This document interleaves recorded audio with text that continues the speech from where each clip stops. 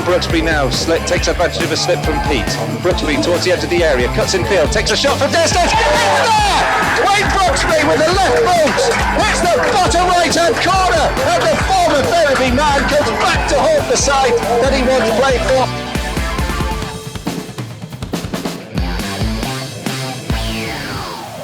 Welcome along to the Shay for this FA Cup fourth qualifying round tie here on Guiseley AFC Radio between FC Halifax Town and Guiseley AFC. Basically, from what we can make out so far, a battle of two sides who are desperately out of form. Things haven't started well for Halifax under their new manager of Darren Kelly. 5 games in, just the one win, including that two games in which they've conceded 7 goals each. For Guiseley, off the back of, let's be fair, a fairly measly performance against Boreham Wood, will be looking to bounce back to winning ways.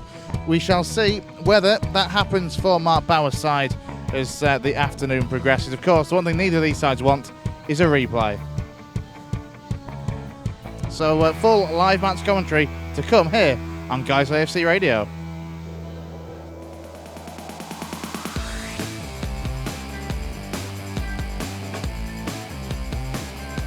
Brooksby now on the edge of the 18-yard box, comes charging in, plays the ball across the face of goal. It's into the back of the net, and it's Adam Boys who has scored Guiseley's third. The Lions are in dreamland this evening.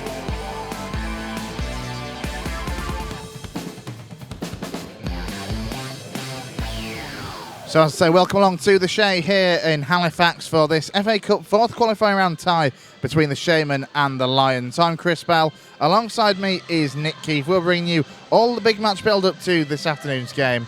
First things first, Nick, good afternoon. Good afternoon. That was quite something, wasn't it? I've not been a part of that music before. I feel very Yeah, he doesn't excited. usually let me do it, and there's a reason for that. But we've got past that. So far, so good. You get the feeling it's going to be one of those afternoons. We'll start by saying it's always nice to come here. We always get a nice welcome and a warm welcome from the locals and the staff and the officials of the club. But these are always horrible games. Well, they're always games with a bit of passion, because ever since Halifax got promoted to the Conference North, as they were working their way back up after Reformation, they decided they wanted a rivalry with a local team, I think, their fans, and they trolled us up and down the internet and social media until they invented a rivalry that I don't think originally Guiseley had any interest in maintaining at all. But ever since those days, we do seem to meet at important points of the season. I seem to come here all the time. We in recent years, we've come here in the FA Trophy. That was a nail-biter that day. We've come for playoff games, and the less said about those. And even way back, I remember making a slightly awkward cameo myself on Calendar News on the night where we beat them quite close to the end of the season, before the playoffs started that year, when we were way over in the big shed on the other side of the ground to where we are in the executive boxes at the Shay today. It is a cracking stadium that they've got here, and it does make you wonder, as Guiseley fans, to be honest, what if we had the space and the money and the time to construct something like this? Well, it's a lovely place to come and watch football, and one of the things I like about it, and I imagine on a grim day it makes it a rotten place to come to come and sit and be a fan, but one of the things I like is it's kind of set down into the side of the hill here. As we sit in the main stand, looking across at the older buildings on the far side, they're backed by trees. We really can't see much of the surrounding town at all. It's just like a little private hidden sports den here that we sit into. And of course, if you get enough people in to make a good atmosphere, then you can have a real cracking time in this ground. Absolutely. Well, for Guiseley, we let's be fair, we need to bounce back after what felt like a defeat. In honesty, we got that late equaliser.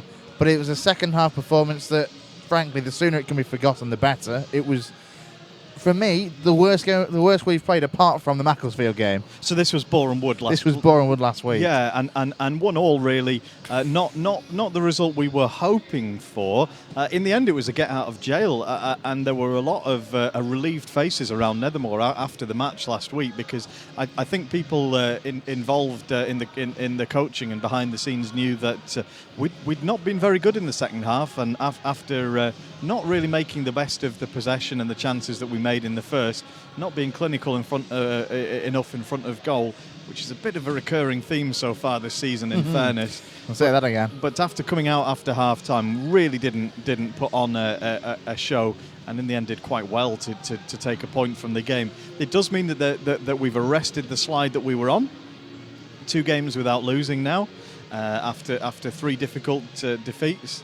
But it's an interesting game today. It could either a defeat today could really puncture the confidence that's beginning to come back after a couple of draws. A win could really lift confidence. And of course, what we probably don't really want is a draw and an extra game in midweek, when another recurring theme of the season has been how physically demanding the division is on our small squad of players. Yeah, we have made a couple of additions. We'll talk more about those a little later on. I am going to just flip your point on its head slightly there and say, yes, we've got a couple of wins. But when you look at the bigger picture, no wins in the last 5 games. Yeah, a couple of draws and no wins, absolutely right. And we have lost the winning habit. I'm not sure we'll ever have it, this year, the winning habit in this division. I think every win will be a big event. Every win will be something that has to be ground out the hard way and dug in really deep for. And with that in mind, and having seen one or two players flagging recently, as you allude to, Mark's brought in a couple of additions to bolster the squad. I know there's hopes for more in the coming weeks, and it does put a bit of competition on for places where people weren't really under a lot of pressure to keep their position in the starting team. Absolutely. Well, Colin Robertson spoke to Mark Bauer after last week's 1-1 draw at home to Boreham Wood. I'm joined now by Mark Bauer after the 1-1 home draw against Boreham Wood. Mark, a real game of 2 halves, all over in the first half. What happened in the second? We just said to the players there, after the game, at the level that we're at, no team, we're not going to come across teams like we've come across at the bottom of Conference North. They're always going to have spells of pressure against you. No matter what game you're in, you're going to have a spell of pressure to deal with. And unfortunately, when we were well on top in the first half, we didn't take our chances. When they came, didn't have much looking in around the area, a few balls bobbling about that could have just dropped to us, but never did. And then in the second half, they came out and got a grip of the game. They got on second balls and went in front. Disappointed with the goal we conceded from a set piece, but we said when teams have those spells against us, we've got to be strong. We've got to stand up to it. And I didn't think they did much to open us up. They were on top, but we were sat in and sort of comfortably dealing with what they had. And the set piece ends up in the back of the net, and then your trouble is you obviously have to come out more and leave yourself exposed on the counter attack. But no, 2 things really. We've got to be stronger when we're under that spell of pressure. Make sure we don't concede. But when we're on top, we just got to take some more chances. We've got to get ourselves in front, and it makes such a difference in the game. But in the end, we're thankful to take a point and probably just about did enough to take it in the end. But over the course of the game and the chances created, we should have been well in front and should have won the game. Heart and mouth moment at the end there with the penalty. Ball in the back of the net before the penalty was awarded. Did you think, oh no, not again? You're just thinking with decisions, the ones, the way they're going against us, is that, going to be another one. But no, credit to Nik, he stepped up and kept his composure and stuck it right in the corner. If the keeper had gone the right way, I don't think he'd have saved it. So credit to Nik for that. You can rely on him in those situations.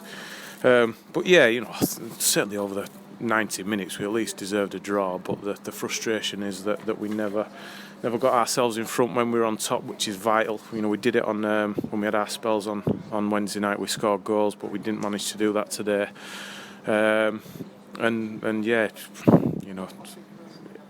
We get the point in the end. 2 unbeaten now, so we've said that's a little run, but again it's a draw when really we wanted to win the game. Talk about the changes. Obviously, we're in 2 minds at some point about bringing on Nick Boschel, but Luke Porritt, when he came on, he impressed for us in the stand. Yeah, did all right, Poz. It's probably not set up for him when he came on. When they're defending deep, Poz likes to use his pace, and when teams are a bit higher up the pitch, he can exploit that space a bit more. But he's positive. He'll always look to get on the ball and be, take people on. And he forced their right back back a little bit and created a little bit of space for us. But it's not the ideal situation for Pos coming on there. But you know what you're going to get from him. He'll give you absolutely everything he's got, and his enthusiasm and pace and that positivity that he's got. Was a plus today. Not too many pluses. I thought too many players were just a little bit off it. Certainly in that second half when they were getting on the second balls, and we just seen that lacking a yard of sharpness or pace or whatever it might be. And whether that's having played Wednesday night as opposed to Tuesday on the back of 4 fixtures, 4 tough games close together.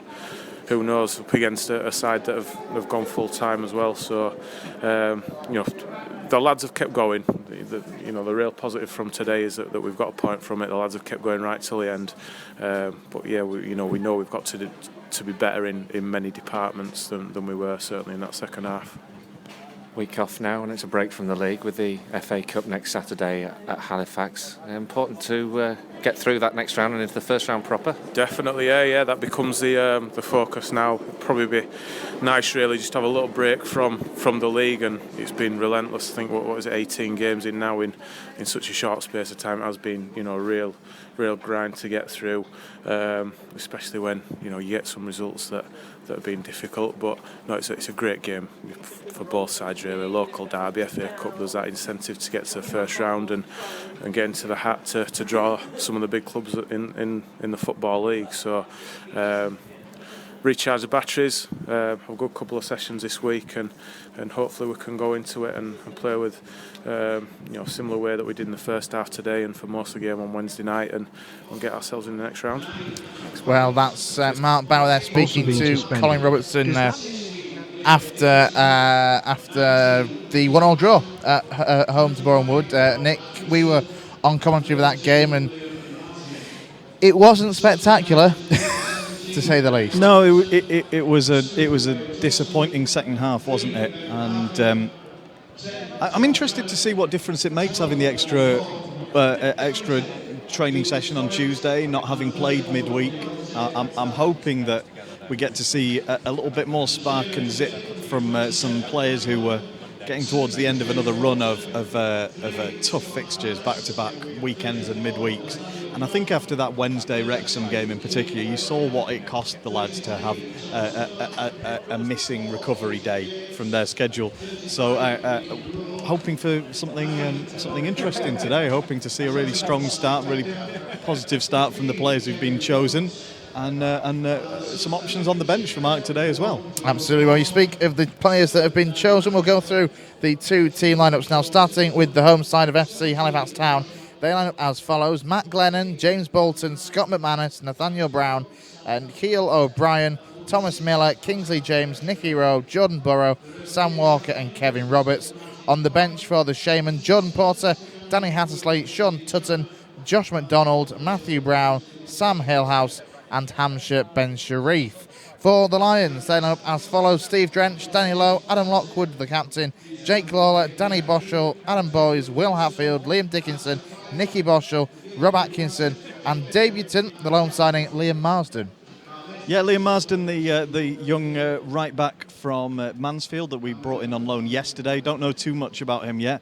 It was a last minute piece of information that we got that he'd come into the club along with another young lad who's on the bench today, Devontae Morton. But clearly Mark has got a plan to add a bit of strength and depth to his squad. And today, that means missing out would be Ryan Toulson. Yeah, and he'll be a little bit disappointed, I would imagine, against one of his former clubs, of course. I would imagine he would have been raring to go against Halifax today. And if he gets a chance to come on later in the game, which you never know, I would imagine he'll be trying to prove a point and earn that place back in the team. He's had a couple of difficult games recently and found himself in a couple of really sticky situations against Wrexham. Yeah. And it highlighted that we don't really have another right back in the squad at the moment. There's Will Hatfield who could do it, but he's one of our better midfield players so far this season. Zach Thompson doesn't appear to have really worked out as a signing, and I think he's drifted back off of the radar as far as Mark's concerned when he's picking his team. So good to have another person in to see what sort of impact he can have, what he can add to the mix. We'll see if he makes a good impression today. Yeah, absolutely. I'm not entirely sure how tongue-in-cheek Adi was being when I spoke to him earlier, but from his words, they literally stopped the coach that Liam Marsden was on his way to Portsmouth with the Mansfield team, and they basically stopped the coach and dragged him off. I can't help but feel that's slightly tongue-in-cheek, but a last-minute signing, that really reiterates the point, I think. Yeah, definitely, and it does make you wonder, would you rather be on a bus to Portsmouth or on a bus to Halifax on your Saturday afternoon? It's there's no right answer to that question. On the bench for guys who will quickly run through it is Dan Atkinson, Ryan Toulson, Ben Parker makes a return to first team action, albeit on the subs bench, Tom Craddock, Danny Hall, Luke Porritt and the other debutant Devontae Morton. Well, I spoke to club secretary Adrian Towers earlier on, and here's what he had to say about the cup tie and the new additions. Towers ahead of Guiseley's game here at the Shay. AD, first things first, we're back at the Shay. The good friends, near neighbours, dear acquaintances, whatever you want to call them. In fairness, we have a very good relationship with Halifax off the pitch. I mean, all our staff know all their staff, and the two chairmen get on very well. Obviously, Mark's been here. Several of our players have played for them. So, I mean, the relationship off the pitch is very good. And we're here for the FA Cup, fourth qualifying round. The prospect of getting a good League One side in the first round, if we can get there. I mean, I think it's as has been said once or twice, there's a certain amount of familiarity because of playing them a couple of times in the league this season, and then the fact we've played them in cup competitions a lot recently. But yeah, local pride at stake, and not least £12,500 in prize money. So, you know, big win today if you win it, and then, you know, Sheffield United at home or something. So yeah, in that sense, it's a big game. Yeah. I was going to say, how much importance is there on the FA Cup? Obviously, first season in the National League, that's the priority to stay there. But does the FA Cup give us a welcome distraction? I think that's very much been Mark's view. It is a welcome distraction. It's also, because of the 7 sub rule, it's a chance to give one or two of the players who haven't been getting too much game time, you know, at least to get a shirt on. We've brought a couple in this week as well. So yeah, I think it's just in a sense there's less pressure on this, because realistically we won't win the FA Cup. You mentioned there the two new signings. What can you tell us about them? Well, I mean, Devontae's been with us around the under 21s, etc. since pre-season. He's been training with the first team. He's an impressive finisher, and he's worth a look. I mean, he's got good pedigree. I think there was a view that he would probably get a Football League gig somewhere. He hasn't. He stuck around with us. He's looked impressive for the 21s. As I say, he's impressed Mark and Danny Bosch in training. So we've taken him this week on first team forms, and we'll see how he goes. So is he an out-and-out striker or a winger? Or? He's a proper finisher. Knows where the goal is, and he's got a sweet strike on him. So you know, he's possibly still one for the future, but nonetheless worth having around. And the other man, Liam Marsden, in on loan from Mansfield. In on loan from Mansfield, he's only 20, the young man, but he's had good experience with them since getting into their first team squad middle of last year. They've had quite a lot of changes around both the management and the personnel.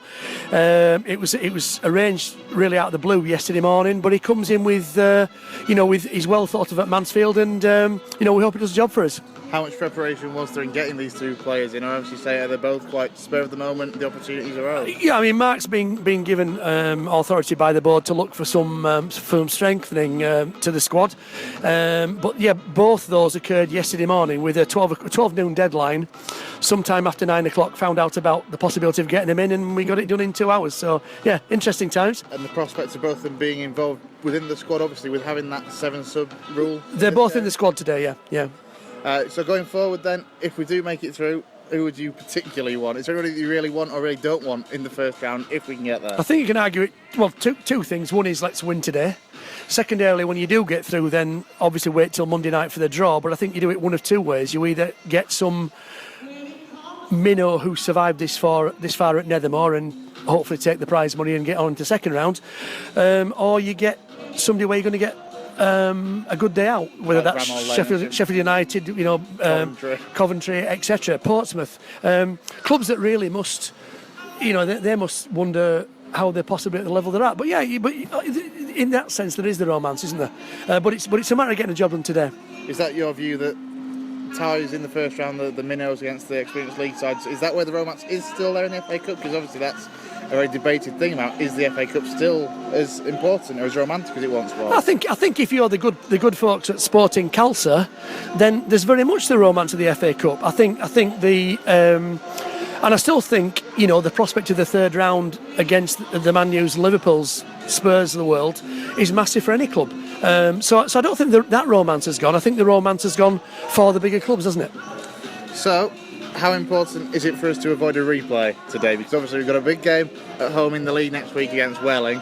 Would the replay be this Tuesday? The replay would be this Tuesday, yeah. I mean, we've got all the sort of arrangements in place if required, but I think probably both clubs would want to avoid a replay. Yeah. But if that's what it comes down to, that's what it comes down to.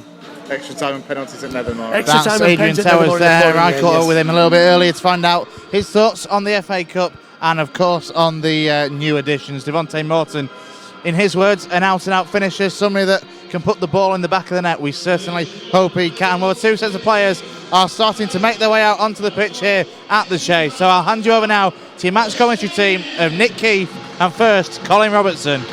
Thank you, Chris. And the atmosphere beginning to build up here in the Shay. And welcome to the Shay.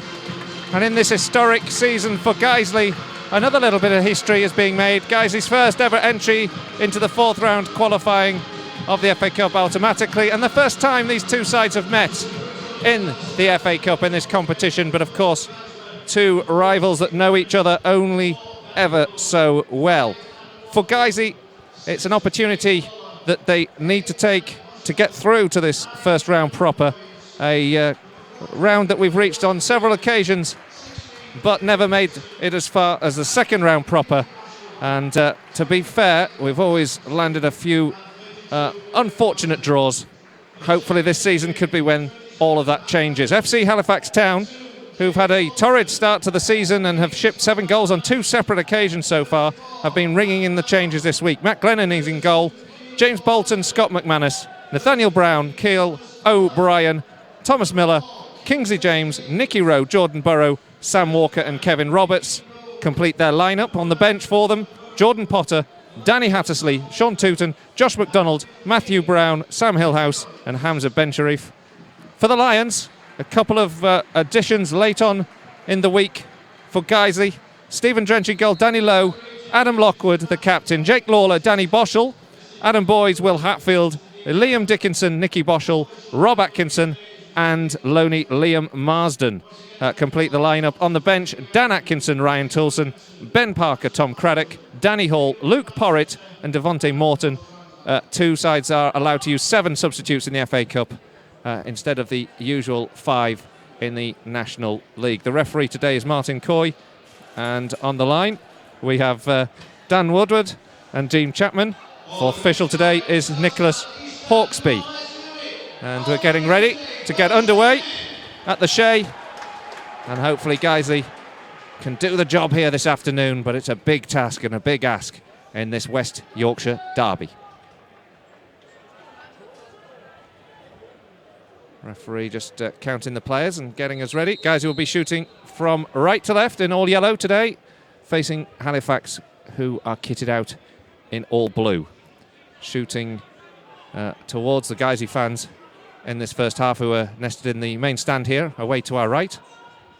And early doors, Halifax come forward with Nicky Rowe, plays the ball into the area, goes over the head of Atkinson, and it's taken a flick off the head of Atkinson in the end, and it's gone behind for the first corner of the game, with barely 28 seconds on the clock.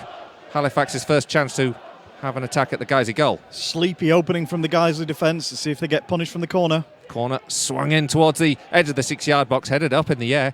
Guiseley have to be a bit more alert. There's a free kick in the end awarded for a collision involving Nicky Boschel.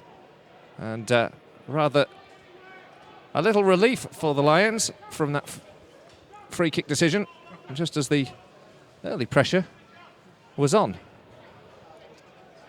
And it was turned into quite a fine afternoon here at the Shay in Halifax. When we arrived, it was really sluicing it down onto this very fine pitch that they have now before the rugby season starts here at the Shay. But there's now blue sky above the trees opposite us in the main stand, and the floodlights are on in anticipation of an autumnal sunset later on, I think, as well. There's been some big occasions here between these two sides. Last time we met in the Cup competitions, Guiseley came away with a 1-0 victory in the FA Trophy.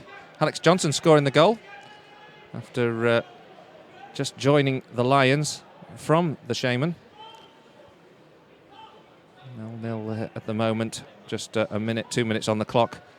Guiseley just battling to try and win the ball back on the halfway line. James Bolton forced to play the ball back to Glennon, and then into the path of O'Brien. And Glennon and O'Brien exchange passes.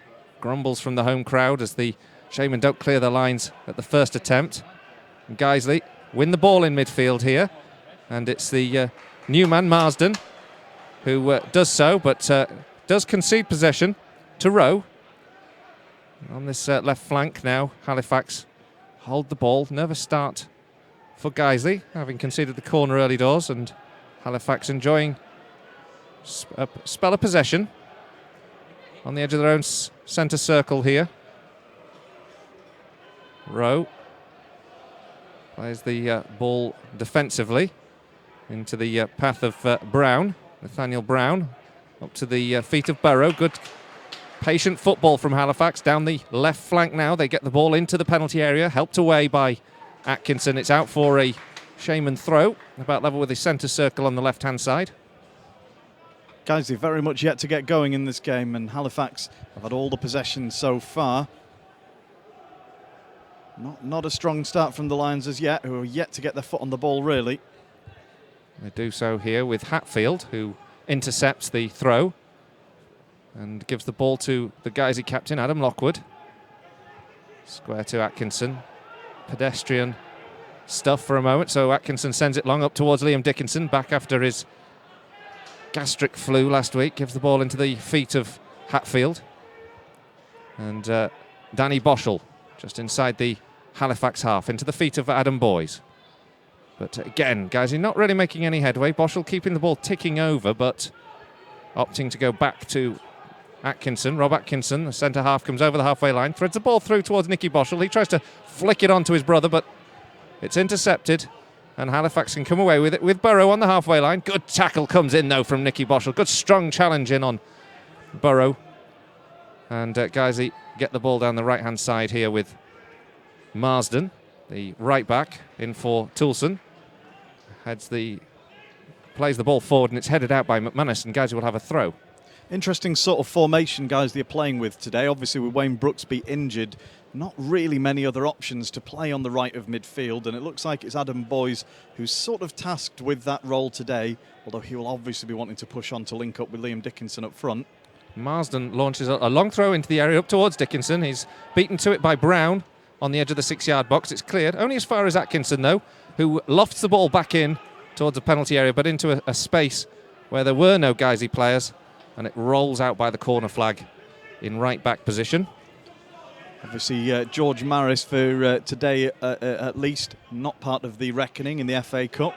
The on-loan winger, who could have doubled up on the right, and with Brooksby out, does show that there aren't people queuing up to play over on that side. Possibly an area that Mark Bauer will look at in the days ahead, or the weeks ahead.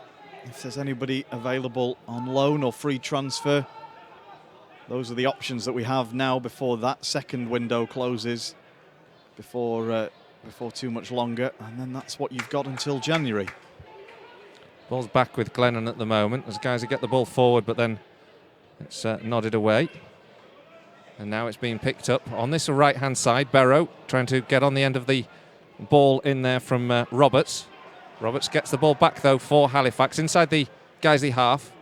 They move the ball to the left flank where Sam Walker picks out a ball to give McManus the chance to cross into the box, and he does so towards a penalty spot. There's a man free. Guiseley can struggle the ball away because it's not really connected well by Roberts inside the penalty area, and Guiseley managed to force the ball back up to the halfway line where James Bolton takes over. But the home fans encouraged by Halifax's early play, and now Nathaniel Brown plays the ball up towards Burrow.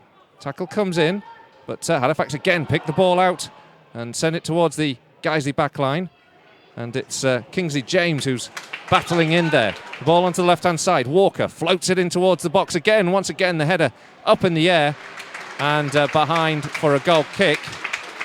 And it was Roberts, I think, who was lurking at the back post there, trying to make Guiseley pay. But good patient build-up from Halifax and a couple of good balls into the box. As you know, they're in a battle this afternoon.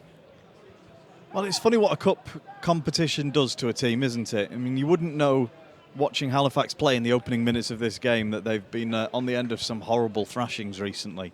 And they're very much the better side in the early going here. Goal kick is taken by Stephen Drench towards Dickinson. Brown wins that header comfortably.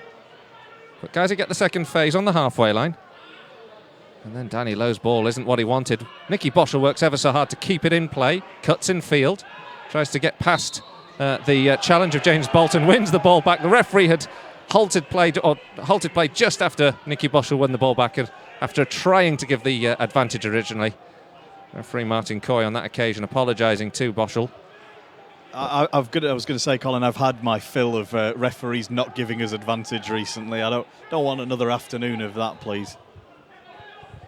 Darren Kelly urging his side to defend now. The ball whipped in by Nicky Boschel up towards the penalty spot. There's free ball here for Adam Boyce to chase. He was onside, just couldn't lunge at the ball ahead of Matt Glannon, who came out, but neither player in the end made connection with it, and it went out for a goal kick. But the away fans, the Guiseley fans away to our right, buoyed by that moment that Boyce almost made. Well, he came ever so close to poking that home, Adam, there. Does very well to get in behind the whole of the line of defence and attack that were gathered in the box for the set piece. And got there about the same time as the keeper, Glennon. And Halifax will be glad that he didn't make that final inch or two of ground to contact the ball. Now they come down the left-hand side. It's well played into McManus on the edge of the 18-yard box. Chips the ball back towards the edge of the D. There's no defence from Guiseley, and a great shot comes in from the edge of the area, and a superb save from Stephen Drench. But for a moment there, Halifax had two players on the edge of the 18-yard box after that move, and Stephen Drench forced into a fine reaction save to deny the Shaymen the opening goal. What incisive passing play from Halifax down their left. And as you say, the ball that was into the box, a really good shot. Drench did ever so well to keep it out, and very, very fortunate actually that having done so well to keep it out when it was blasted out with power, and he had to get a really strong hand behind it to parry it, parried it down into the path of another Halifax player who couldn't get his foot around it and just scythed it tamely out for a goal kick. So still 0-0. Guiseley, though, have been forced into the most defensive work of the two sides. And again, Stephen Drench's clearance is forced all the way back to him, with Burrow chasing down the Guiseley goalkeeper. Drench gets a good foot through it, but it's won again on the halfway line by Brown. Aerial presence of Nathaniel Brown being very effective for the Shaymen in these early stages. And the ball chipped over towards the edge of the D. Rob Atkinson hoofs the ball clear up to the halfway line. But the home side are in possession of the ball on the halfway line again with Bolton. James Bolton curls one infield. It bounces off wickedly Nicky Boschel and falls rather kindly for Sam Walker. He's got a few options ahead of him, so opts to play it back here to Nicky Rowe on the halfway line. And Halifax in possession, making the visitors work.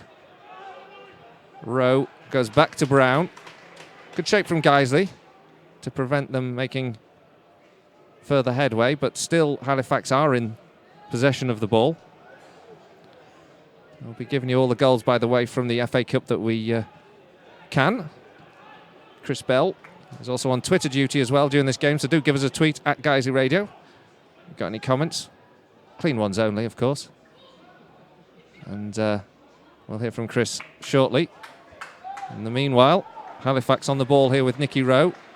It's up towards the feet of Kingsley James, and as Danny Boschel goes to win the ball back off James, a free kick has been awarded to Halifax in a dangerous position midway through the Guiseley half. Thoughts on that, Nick? Yeah, it is a dangerous position. I wasn't sure about the foul for the free kick. Guys who need to turn their minds to defending here. Now, it's a difficult place to take a free kick from, actually. It's relatively close to the middle of the pitch. So it'll be swung in by the left foot of Sam Walker. But he's got to get some real whip on this to give the guys who are lining up on the edge of the box a good angle to head the ball towards goal.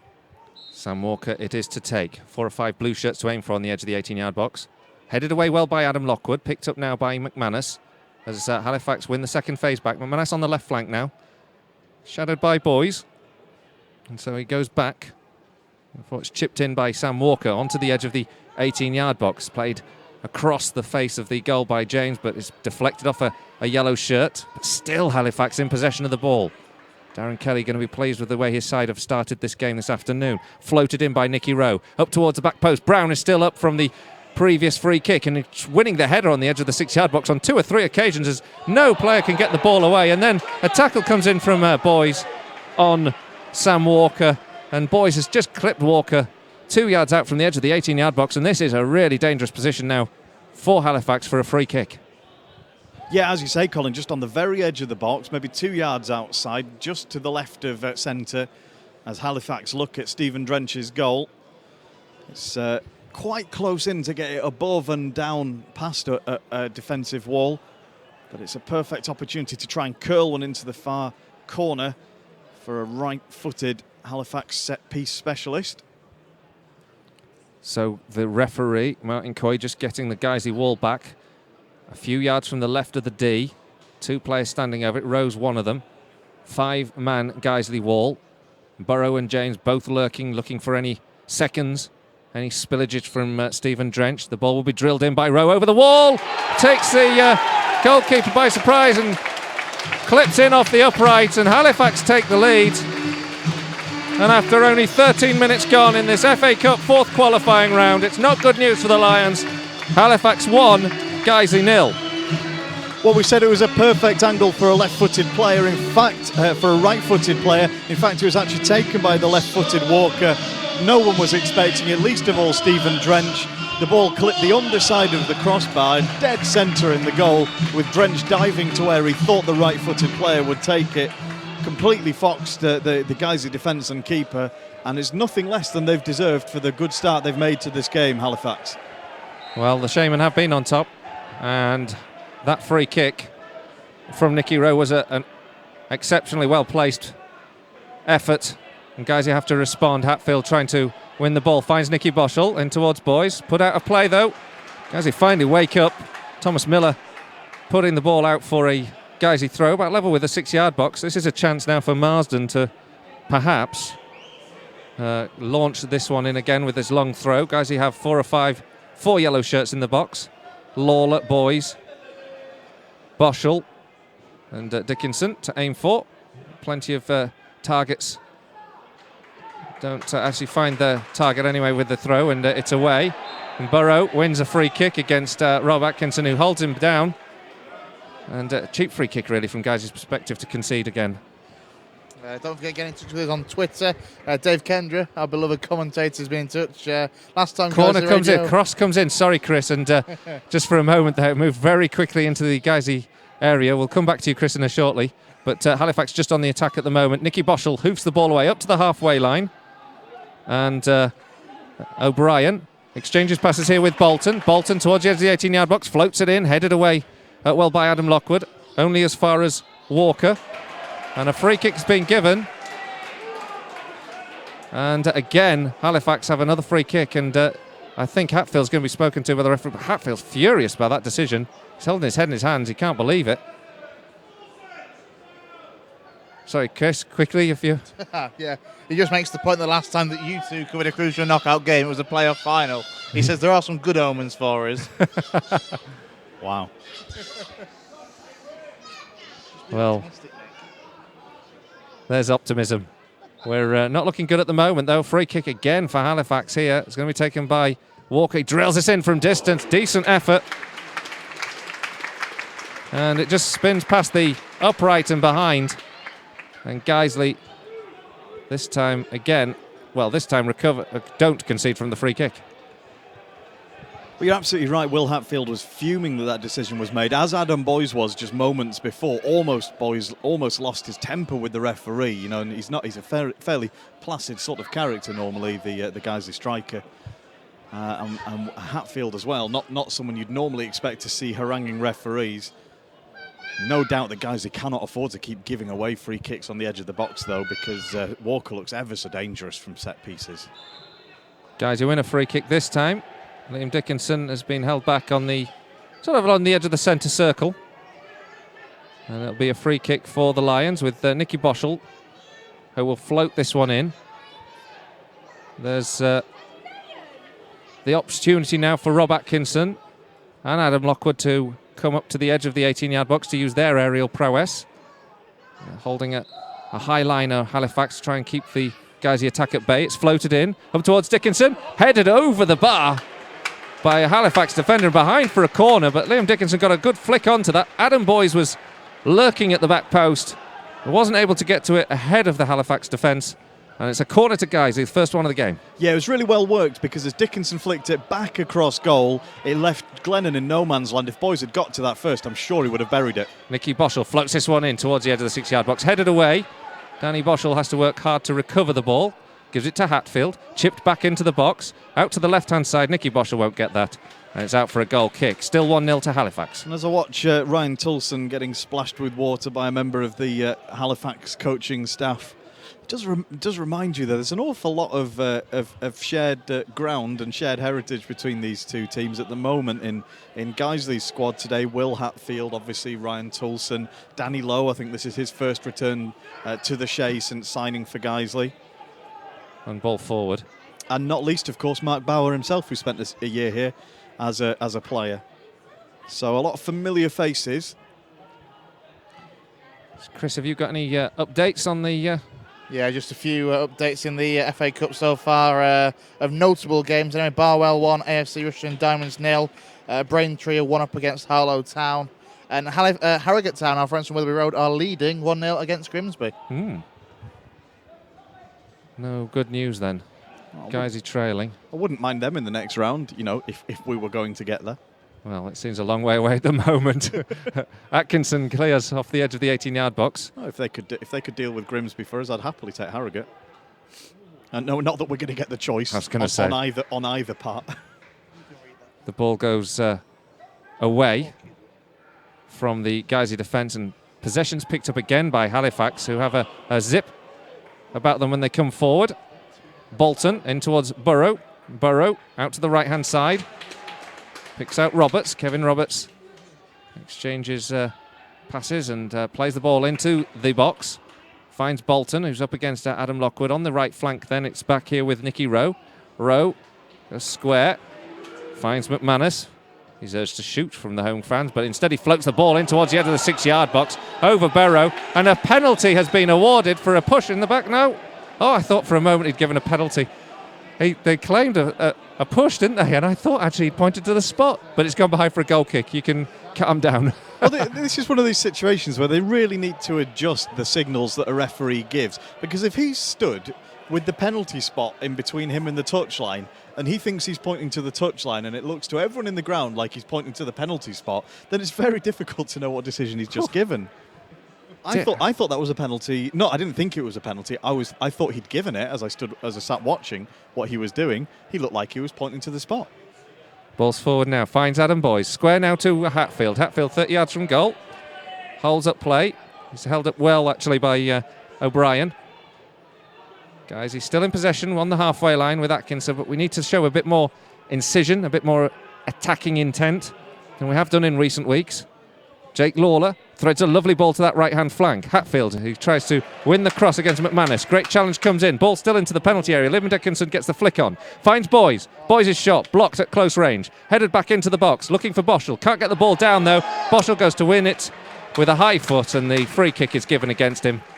And in the end, it's a free kick to Halifax. Well, it's almost like playing five-a-side if you're not allowed to challenge with your foot for the ball there.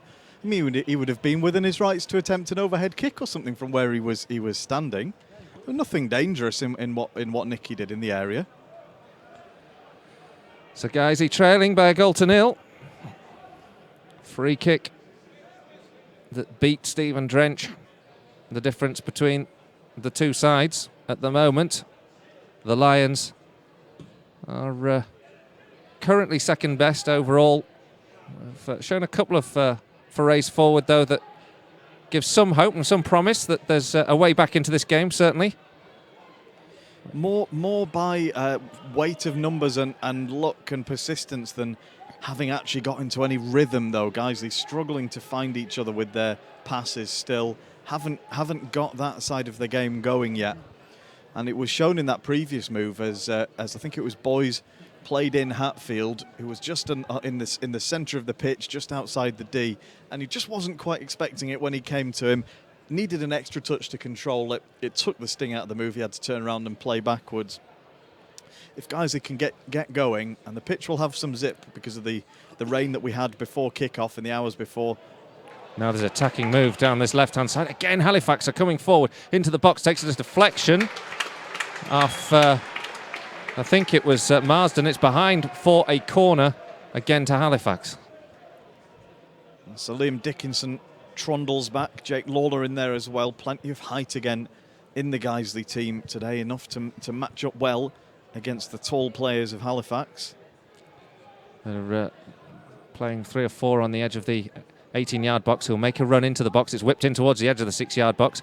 Brown picks the ball back up, plays it out to the taker. The ball drilled back in across the face of goal and eventually hoofed to clear by Guiseley, but only as far as McManus. His touch lets him down, and Guiseley win the throw. Yeah, good pressure by Adam Boys actually to force McManus into playing it out. Sorry, I'm just seeing a steward walking across in front that I could have sworn was the spit of Alex Johnson for a second, just going down the tunnel here.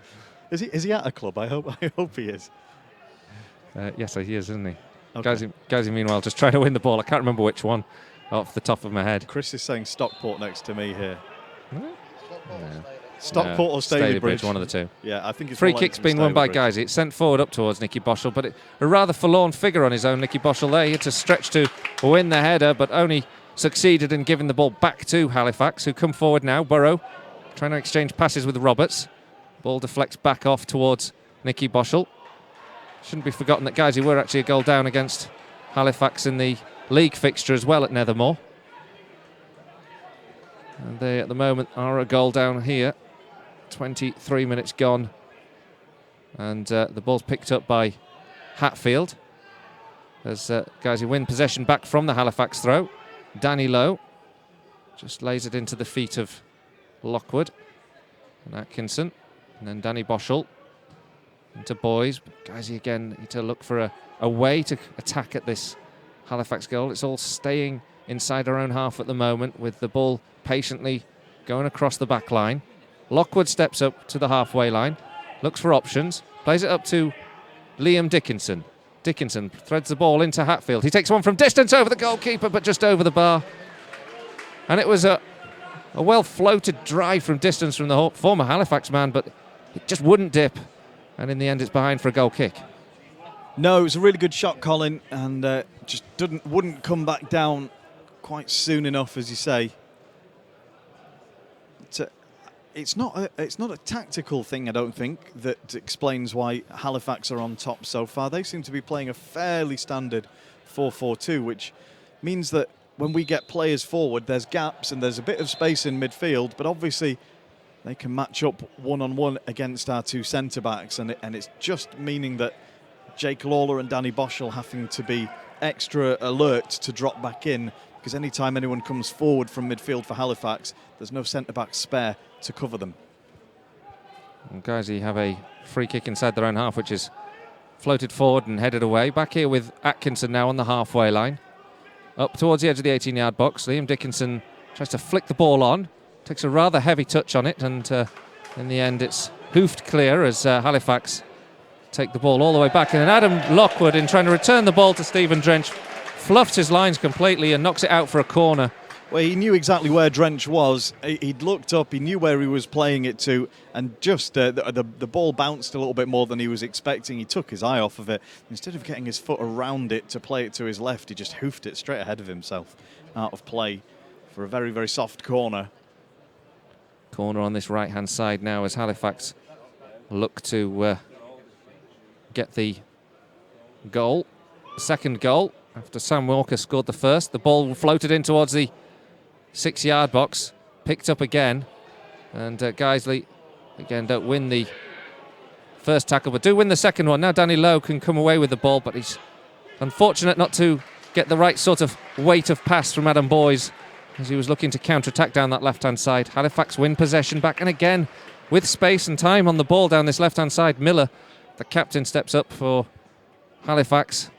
floats it in towards the edge of the 18-yard box, chased down by James.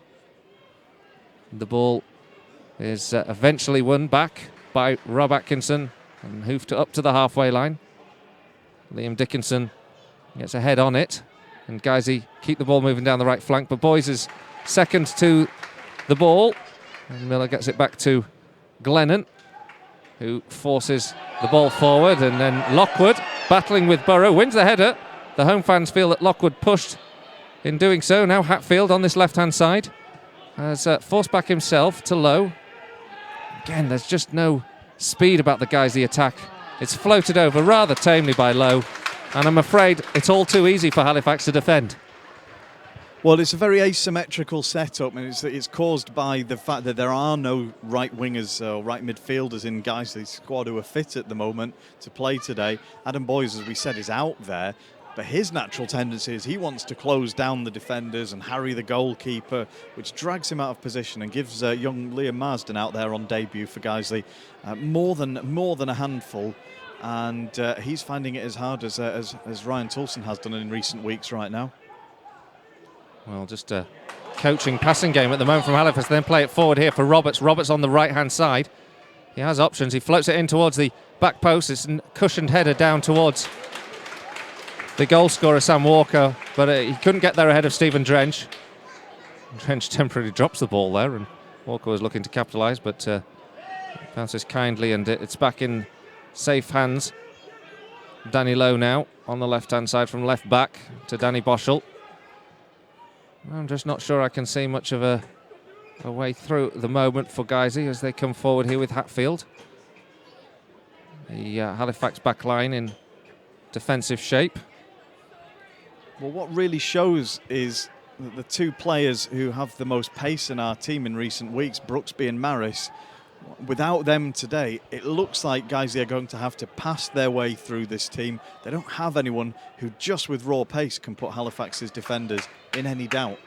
In the end, it's just a pass and eventually a ball to the right-hand side towards Boys.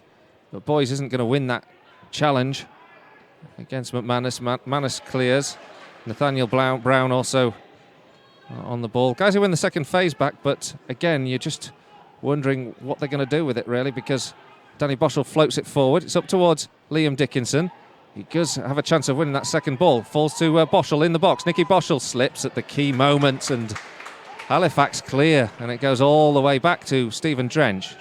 Drench plays a nice ball into Lowe. Guys, you still have players forward if Lowe can get this ball moving. He's closed down.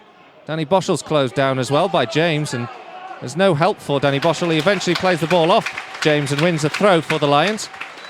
Cool head from the assistant manager under pressure, but really that was attack turned into a defence. Well, it was a nerve-wracking moment there. Danny Lowe had decided to push forward. Adam Lockwood was in no hurry to get over to provide support to Danny Boschel. He found himself facing the touchline with a Halifax man on his shoulder and no yellow shirts anywhere in sight.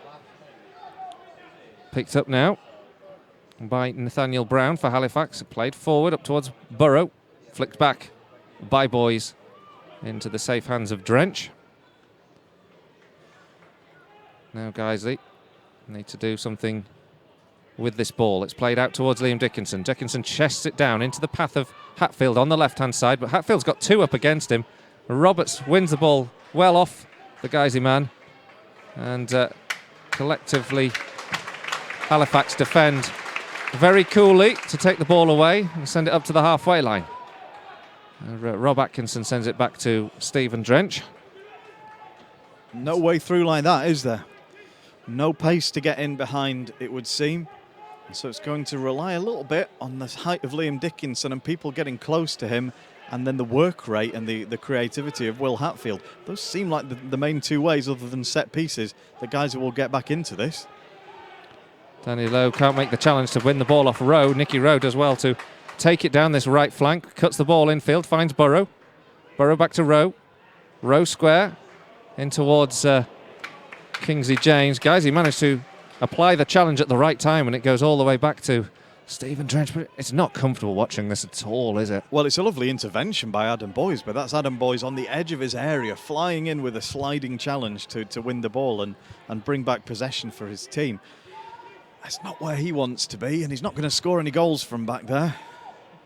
Halifax win the ball back. It finds Burrow. Burrow looking to split the two centre-halves, goes across the back line and actually plays it to the left flank, where Sam Walker exchanges passes with McManus. And again, Halifax just in possession of the ball. Muted sort of atmosphere here at the Shay, really. And you can hear most of the shouts that are on the ground as Halifax, who are just passing the ball around, having Guiseley chased, not looking to attack at this moment in time. Nathaniel Brown, this must be about the 20th pass in a row that the home side have made. Guiseley are just running around trying to win the ball back, but to no real avail at the moment. But then there's no real attacking intent on this move until it goes down the left-hand side. And Marsden has to get there just ahead of McManus, and the throw has been won by Halifax, but there's a lot of passing and build-up play before that eventual ball came down that left flank. Yeah, and it was a good intervention by Marsden to save it from being a corner, to see it out for a throw, but very easy to get in behind it. It was just patient passing, just waiting for an opportunity rather than forcing one. And then when it presented itself, just a ball into the channel to allow the left winger down there to run at Marsden. Has got Guiseley penned back, now with a throw-in, but penned back, level with their own area. Ball up onto the halfway now line, and again Halifax win it. It's played down the left flank again as Guiseley try to defend. They do, and then there's a stop for a moment because in the collision aerially, the player is down, and it's a Guiseley man. I'm not quite sure who it is with the green boots. Is it Danny Boschel? No, Danny Boschel's not. It's Will Hatfield. Will Hatfield, yes, it is. You're right, Colin, it is quiet in the ground. Is this because we haven't had enough contributions from Chris yet with the rest of the scores? And Yeah, people are on tenterhooks waiting to hear what's happening in the cup. Come on, Chris, tell us what's going on. Bring you up to date with a few more scores. Cheshire United 1, Enfield Town 0, Didcot Town 1, Brentwood Town 2. We've got Gateshead 0, Worcester City 1. As I said before, Harrogate leading against Grimsby. Macclesfield 2 goals up against Alfreton Town. And poor old Kidderminster 2-0 down away at Stourbridge. It never rains, eh? Well, Worcester as well, they're getting a lead. They've done very well last season in the FA Cup, so they'll be certainly looking to repeat the joys that the Cup brought to them. Coventry City, that they beat. And then that amazing penalty shootout against Scunthorpe that eventually saw the league side win the game. In fact, it was that cup run that led to Worcester's side being dismantled, I seem to remember, because a lot of the players were picked up. So there might be, there might be some advantage to going out of the cup at this round. It's a bit of a reverse Halifax. We've picked half of our squad up because they got promoted. So. Lockwood now on the ball for Guiseley as we're happily underway, and Hatfield seems to have suffered no ill effects. The ball back to Stephen Drench, and Guiseley now need to start again from the back here. Hatfield's making a run off his marker. The ball's floated forward by Atkinson up towards Liam Dickinson. The header towards Hatfield. Hatfield's run doesn't quite time the same time. And then there's a handball shout against Adam Boys. Referee waves the advantage because Scott McManus is in possession of the ball, and he plays one just beyond Burrow and in to Stephen Drench. 1-0 still to Halifax. If you're just joining us, 10 minutes to go to the break. And it's a fairly representative scoreline of the game as a whole. Danny Boschel now on the ball, plays it to Boys. Boys on the right-hand side has support, but it's Jake Lawler who's on ball at the moment. And Guiseley still just sort of sideways passing. It's flicked forward now by Danny Boschel towards a melee of players on the edge of the 18-yard box, and it's helped away by Halifax. Now a kind deflection off the head of Lockwood, bounced into the path of Burrow, but he couldn't control it. In the end, the Halifax striker, and thankfully it goes all the way back to Stephen Drench. Guiseley now moving down the left-hand side. A little bit more purpose here with this move. Boschel finds Boys on the edge of the D, out towards Liam Dickinson. Dickinson will win this, but he's back to goal, towards a corner flag. Good little bit of skill from Dickinson. In the end, he's tackled by McManus. It's a corner to Guiseley. And set piece might be the Lions' best option. Well, he's done well there, Dickinson, because you don't expect to see him turn a defender and get around them for pace, but he's done it with a bit of trickery, that old cliche about the first few yards being in your head. And it's one Guiseley a corner, which Nicky Boschel will take now. 4 yellow shirts in the box. And Danny Boschel looking almost as if he's going to take it short from Nicky Boschel. It's floated in towards the edge of the 6-yard box. Headed up by Brown, not cleared. Jake Lawler doesn't win it. It's drilled in from Hatfield from the edge of the area, but blocked. Danny Boschel picks back the second phase. Nicky Boschel back in there towards Lockwood. Drilled in from Hatfield from the edge of the area. But his shot didn't have the direction. Hatfield's convincing the referee that it was a corner, but the referee isn't to be convinced. It's a goal kick.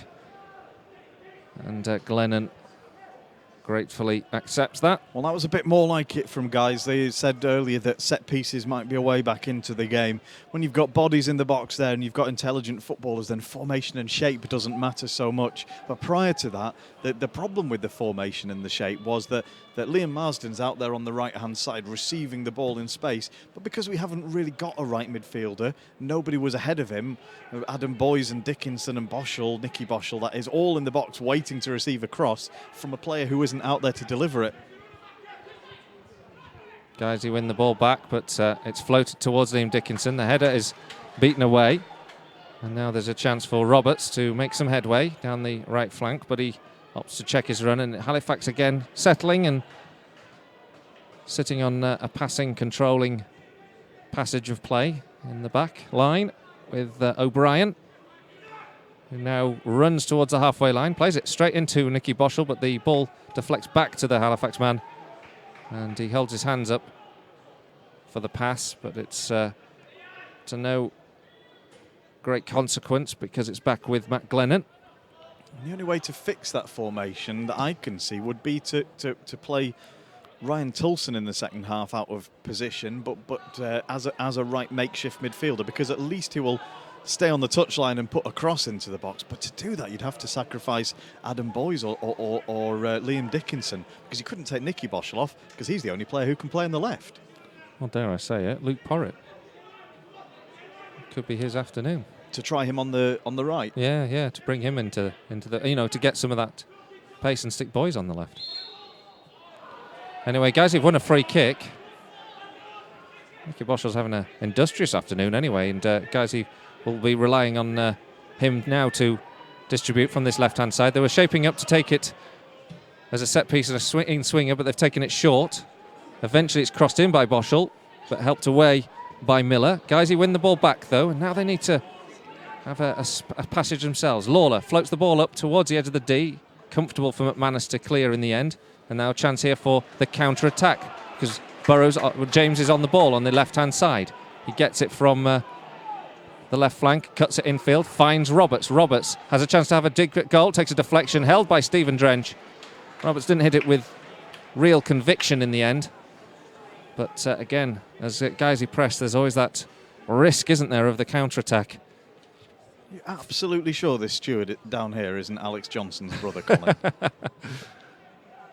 Focus on the game. A little more ball over the top here. Adam Boyes is chasing a rather forlorn effort. If anything, I'm trying to ignore the game. Sorry, we can't bring you better news, but Guiseley are trailing by a 1-0, and not overly convinced we've shown enough to get back into this just yet. Rob Atkinson on the ball, the Lions inside their own half. Jake Lawler into the feet of Boyes. Boyes cuts infield and then plays a good ball to the left flank where Danny Lowe has just come over the halfway line. He sends it down the left channel. Dickinson comes out to win the ball, holds it up for Danny Lowe. Well, in the end, that just goes back to Will Hatfield. Danny Boschel now. Guiseley playing passing football here. Plays it out to the left-hand side. Lowe into Dickinson, who's taken a position on the left-hand side of the penalty area. Back here to Nicky Boschel. Floats it in. Into Boyes. A header straight at the goalkeeper in the end. But a good move, well-worked move there from the Lions. The best of this first half. And then when the cross came in, it was well connected by Boyes, but he just couldn't find the angles. And it was straight at the goalkeeper. And Matt Clennon did enough to keep that one out. Well, that was much more like it from the visiting side. Good work by Liam Dickinson coming out into the channel, using his pace and using his brains to make a bit of space down there, to bring another player in. This time it was Nicky Boschel arriving late to delivered a really good cross. A few more like that. Sorry, we're not biased. Yeah, we know we are. Oh, yeah, sorry, we are. Have we given up on that nowadays? Yeah. Cool. There are other ways to listen if you're the other inclination. The ball's picked up here by James Bolton. To the extent that I didn't even get their goal scorer right. I think I called it as Nicky Rowe, and it was clearly Sam Walker. Yeah. But hey, it doesn't matter. Guiseley are trailing away a goal to nil. Liam Dickinson has been clipped, goes to ground. And much to the disdain of Keil O'Brien, who was the perpetrator. Guys, you now have a chance to get the ball into the box again. Another set piece. I do think that's good news when Liam Dickinson's having his ankles clipped and his feet taken. That shows that a team has realised that he's dangerous, and that gives us an opportunity to get a set piece like this with everybody on the edge of the box. The ball to be taken by Danny Lowe. Floated in towards the edge of the 18-yard box. Lockwood is up there. There's a scramble in the box, and then the free kick has been given. What's that been given for? Oh, dear. And a free kick's been given. Matt Glennon came out. He didn't claim it, but I'm not even sure there was anyone near him. But free kick's gone to Halifax. It's a sympathy one, and I get fed up of seeing these. I know I sound like a grumpy old man, but... Well, you are a grumpy old man. I'm a grumpy, young, going old man. The free kick's been given because Glennon wasn't quite tall enough or strong enough to claim it with both hands, and he flapped at it with one, and the referee felt sorry for him. And he's given another free kick, this time against Rob Atkinson to Halifax. In a pretty dangerous position again. So about midway through the Guiseley half, a chance for them to get some bodies forward. And they take it short to Roberts. Floats it in towards the back post. Chested down here by Marsden. Shout a handball from the home fans. Marsden holds on to the ball inside the penalty area. Plays a little bit of football just in a place where you wouldn't normally expect a full-back to be playing. The attempts to get past an oncoming player on the ground. Then the ball goes long. Rob Atkinson just gets there ahead of James. And then it's cleared by Drench, but easily won back by Nathaniel Brown. And Guiseley then can't defend. And Jake Lawler's given the ball straight to James. James through one-on-one with Stephen Drench. Buries the ball in the back of the net. And on the measure of things, it would look like Guiseley are going out of the FA Cup at the fourth qualifying round. Kingsley James has scored the second. A loose header from Jake Lawler. And it's now FC Halifax Town 2, Guiseley 0. Oh, it was an awfully costly mistake by Jake Lawler. The clever back header back to his defence, played blind because he thinks he's only got Lowe and Lockwood behind him. But there wasn't just Lowe and Lockwood behind him. In between them, there was a blue shirt. And when he went through one-on-one with Drench, with that angle on goal, it was always going to be very difficult for the Guiseley keeper to win the one-on-one. And it's a huge task for Guiseley to get back into this now. Well, I'm not overly convinced of the free kick that led up to that either. So Guiseley, though, have 2 minutes of added time now to play and have a mountain to climb. They're 2-0 down. And at the moment, I just can't see us getting back into this game. The ball on the right-hand side, Hatfield. Tackled by James. Played up to the halfway line. Rob Atkinson battles over to win it back, but Burrow wins the ball back off him. Full of life now. Halifax having got the second goal just on the stroke of the half-time whistle. Glennon lofts it forward and headed away by Rob Atkinson, picked up by Rowe. Atkinson wins a second phase, then sends it long towards Liam Dickinson. Dickinson chases this ball as there's a slip from McManus. Boyes is in there. If Dickinson can get the cross, his cross is blocked by Nathaniel Brown. He didn't have any options ahead of him, Liam Dickinson, other than Boyes to aim for. And in the end, that was easily defended by Halifax. Last minute of the added 2 now. The ball up towards Liam Dickinson. He nods it on. Can Guiseley get one back before the break? Gosh, we need it. But Nicky Boschel just fails to control on the edge of the area. Guiseley still have the ball here with Lowe. Lowe has to go back, though. Can't go forward. And this is the problem. Guiseley are still on the ball in the centre circle. Adam Lockwood now, he's got 3 to aim for. Sends it forward. Low wins a header across the face of the 18-yard box. Drilled in by Adam Boys, but blocked and away. Danny Lowe will have a throw back level with the edge of the 18-yard box on this left-hand side. He's looking for options, but they're not coming. So he goes short to Danny Boschel, whose little flick in field is cleared comfortably by Halifax. And Halifax's miserable season is about to have, by the looks of it, something of a lift as they head into the break. 2-0 up in this fourth round qualifying tie. The flick on now from Liam Dickinson, flicked on by Nicky Boschel, comfortable for Matt Glennon. Well, Mark's got some work to do at half-time. He's got some dejected-looking players whose heads he needs to lift and backs he needs to straighten before the second half starts. But he also really could do with addressing the problem that there's not enough natural width, whether it's with Danny Lowe on the left or the debutant Marsden on the right as the half-time whistle goes. They've got nobody ahead of them. They've got people drifting into the centre, which leaves us with very few passing options. We keep turning around, having to go back towards the defence, and we've been picked off. Couple of bad refereeing decisions, couple of free kicks that shouldn't have been given, that have led later on to conceding goals. But really, it's not a very good showing in the first half from the visiting Guiseley side. Well, a deserved lead for Halifax at the break. Sam Walker with a super free kick on 15, and Kingsley James getting a gift of a pass from Jake Lawler that allowed him to blast the ball past Stephen Drench. Half-time here, FC Halifax Town 2, Guiseley 0. So with that, we'll just send you for half-time with the advice on some of the scores from around the grounds and some of his probably rather dejected mood of Chris Bell, as he'll take you through half-time. But Chris, not a good first 45. Not at all. Very, very disappointing indeed.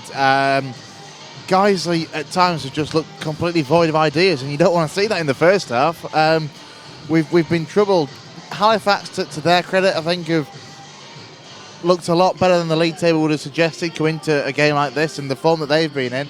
But something has to change. And I heard Nick mention in commentary his idea about possibly putting Toulson on as a makeshift right midfielder. For me, I think that's not a bad idea, because we know that Toulson will get forward. He's got a bit of pace about him and he can deliver across. And for me, you'd be sacrificing one of the central midfielders in either Danny Boschel or Jake Lawler. For me, probably Danny Boschel. I don't think he's had a particularly good game, and that would then free up Nicky Boschel to go on to the left and then have Dickinson and Boys up front. But for me, something's got to change in that second half. There's got to be alterations at the break if Guiseley are going to find a way back into this game, let alone getting a result they want.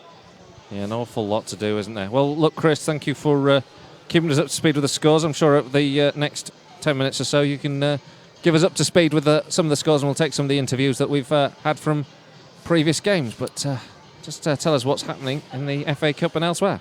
Thank you very much. Across the country in the FA Cup fourth quarter round, one full-time score from the lunchtime kick-off. It finished Margate 1, Forest Green Rovers 2, and then the rest are either half-times or latest scores. So A.F.C Fylde 0, Barrow 0, Aldershot Town 0, Sutton United 0, Altrincham 0, Chester 0, Barwell 1, A.F.C Rushden and Diamonds 0, Basingstoke Town 2, Torquay United 0, so things not really improving for the Seagulls. Borehamwood 1, A.F.C Hornchurch 0, Brackley Town 1, Bamber Bridge 0, Braintree Town 1, Harlow Town 0, Bromley 0, Eastleigh 1, Chesham United 2, Enfield Town 0, Chippenham Town 0, Maidstone United 1, Didcot Town 2, Brentwood Town 2. Didcot were 2-0 down in that game, but find themselves level going into half-time. Eastbourne Borough 0, Dover Athletic 1, Gateshead 0, Worcester City 1. Of course, here at the Shay, it's Halifax Town leading by 2-0 against Guiseley. Harrogate Town 1, Grimsby Town 1. The home side were leading that up until late on in the first half. Havington Waterlooville 0, Cheltenham Town 1, Macclesfield Town 3, Alfreton Town 1, Maidenhead United 1, Woking 0, St Albans City 1, Western Supermen 0, Stainstown 1, Gloucester City 0, Stalybridge Celtic 0, North Ferriby 1, Stourbridge 2, Kidderminster Harriers 0, Tranmere Rovers 0, Lincoln City 0, Wealdstone 0, Bogdan Regis Town 0, Whitehawk 0, Poole Town 0, and finally Wrexham 0, Gainsborough Trinity 0. It's quite a considerable list compared to normal, Colin, these half-time scores, with it being a national tournament, last qualifying round, and of course the prospect that we could end up anywhere in the first round, should we make it, that is. Well, I'm not even thinking about that, to be honest, right now. Thinking more like a half-time cup of tea. Nick's gone off to get one, and there's nothing here for us too, is there, man in the fort? But no, I have to say, I'm very despondent half-time. Actually, I cannot see how that side.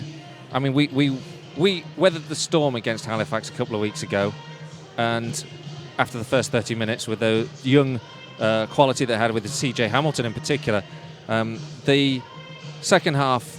It was a fine balanced game, don't get me wrong, and we won that 1-2-1, and I think we deserved winners on that day. I think we've played better in recent weeks than I've seen, but that second half against Boreham Wood last Saturday, deeply disappointing, and that first half today, I'm deeply disappointed with. I'm deeply disappointed with our defensive abilities, but also with our lack of attacking intent and our lack of imagination, so it seems, in that first 45. Yeah, no, I completely agree. It seems that the second half against Boreham Wood has basically just we've picked up here where we left off from that point. It's been a very disappointing first half. We've looked void of ideas. We've struggled to get forward.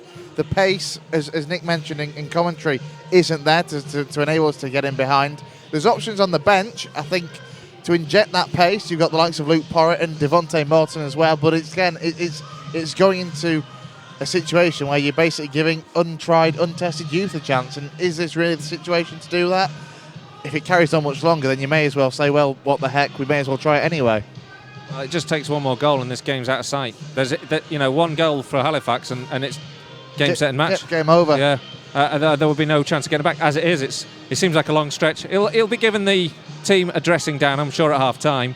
He'll be giving them a real talking to, I would think, because the whole belief has to be back for that second half. The confidence. To be fair, the balls have been good up to Liam Dickinson. I thought he's done well. I think Adam Boyes has worked hard, but it's the play just seems to stop as we come over the halfway line, and then we go square and we don't press on. We don't push a ball down the line when we perhaps could do. Nicky Boschel, I think, also has put a lot of effort in and covered a lot of grass. But other than that, it's hard to see where the imagination and the zip is coming from for us to really test that back line. Yeah, absolutely. As you say, Adam Boyes has been good in spells, but over on that right-hand side, I think he's struggling to get into the game consistently. He's coming into the game in fits and starts, more starts than fits, to be honest.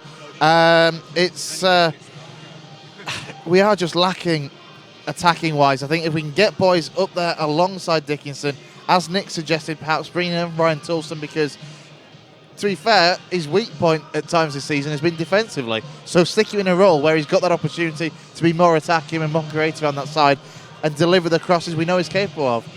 Against his former side as well, you'd hope he'd be fired up for this one, which, to be honest, it looks like a lot of the players that are don't look that fired up for this one. Well, doesn't it feel as well that Halifax are one of the sides that have had such a torrid time? They've been looking for a game, if you will, where that match will be the one where they can turn their fortunes, and I think this one's been the one that's leapt out at them. The fourth round qualifying of the Cup, nothing to lose. They've had a miserable season so far. I mean, from their perspective, we're beatable, aren't we? We're down at the bottom alongside they are, and obviously that's proving to be the case today. But they've made the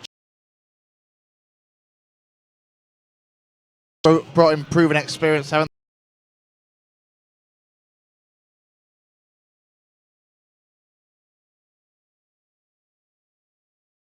September.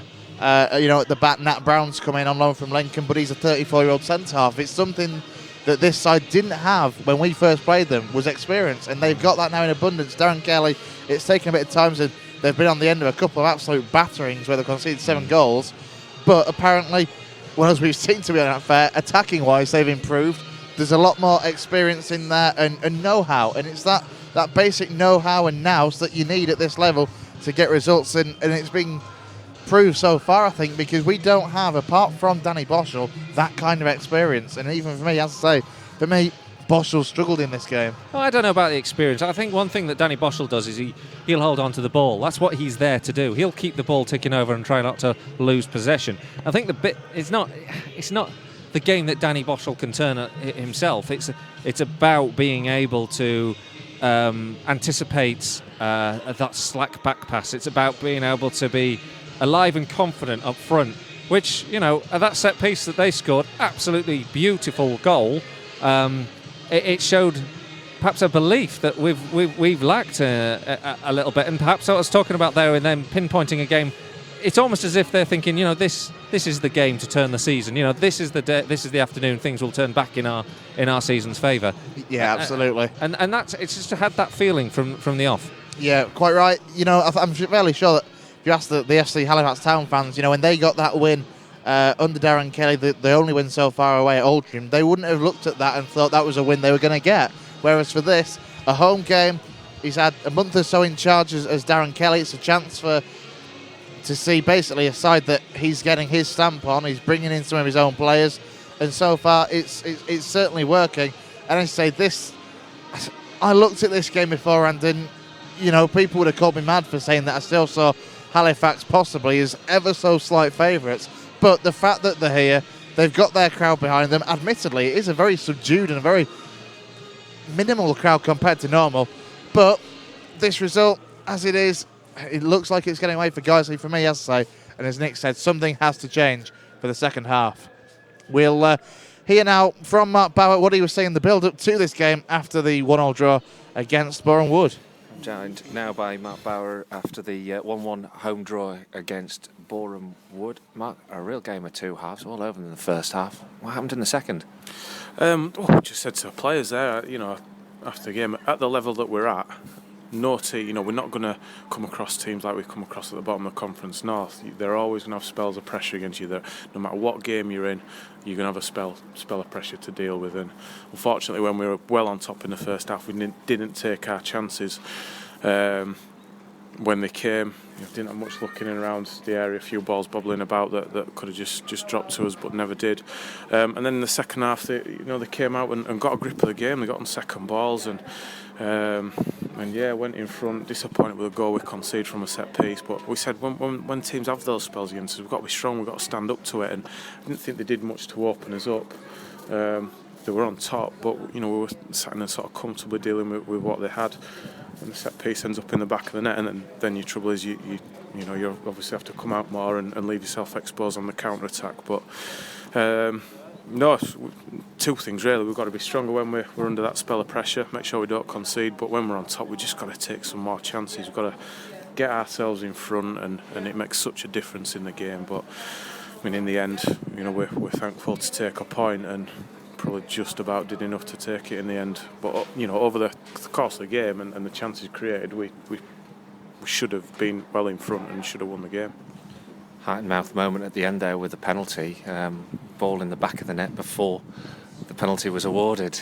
Did you think, oh no, not again? You're just thinking with decisions, the ones the way they're going against us, is that going to be another one? But no, credit to Nik. He stepped up and kept his composure and stuck it right in the corner.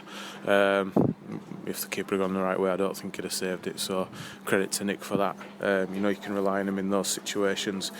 But yeah, certainly over the 90 minutes we at least deserved a draw. But the frustration is that we never got ourselves in front when we were on top, which is vital. We did it on when we had our spells on Wednesday night. We scored goals, but we didn't manage to do that today.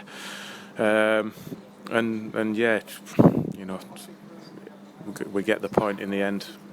2 unbeaten now, so we've say that's a little run, but again it's a draw when really we wanted to win the game.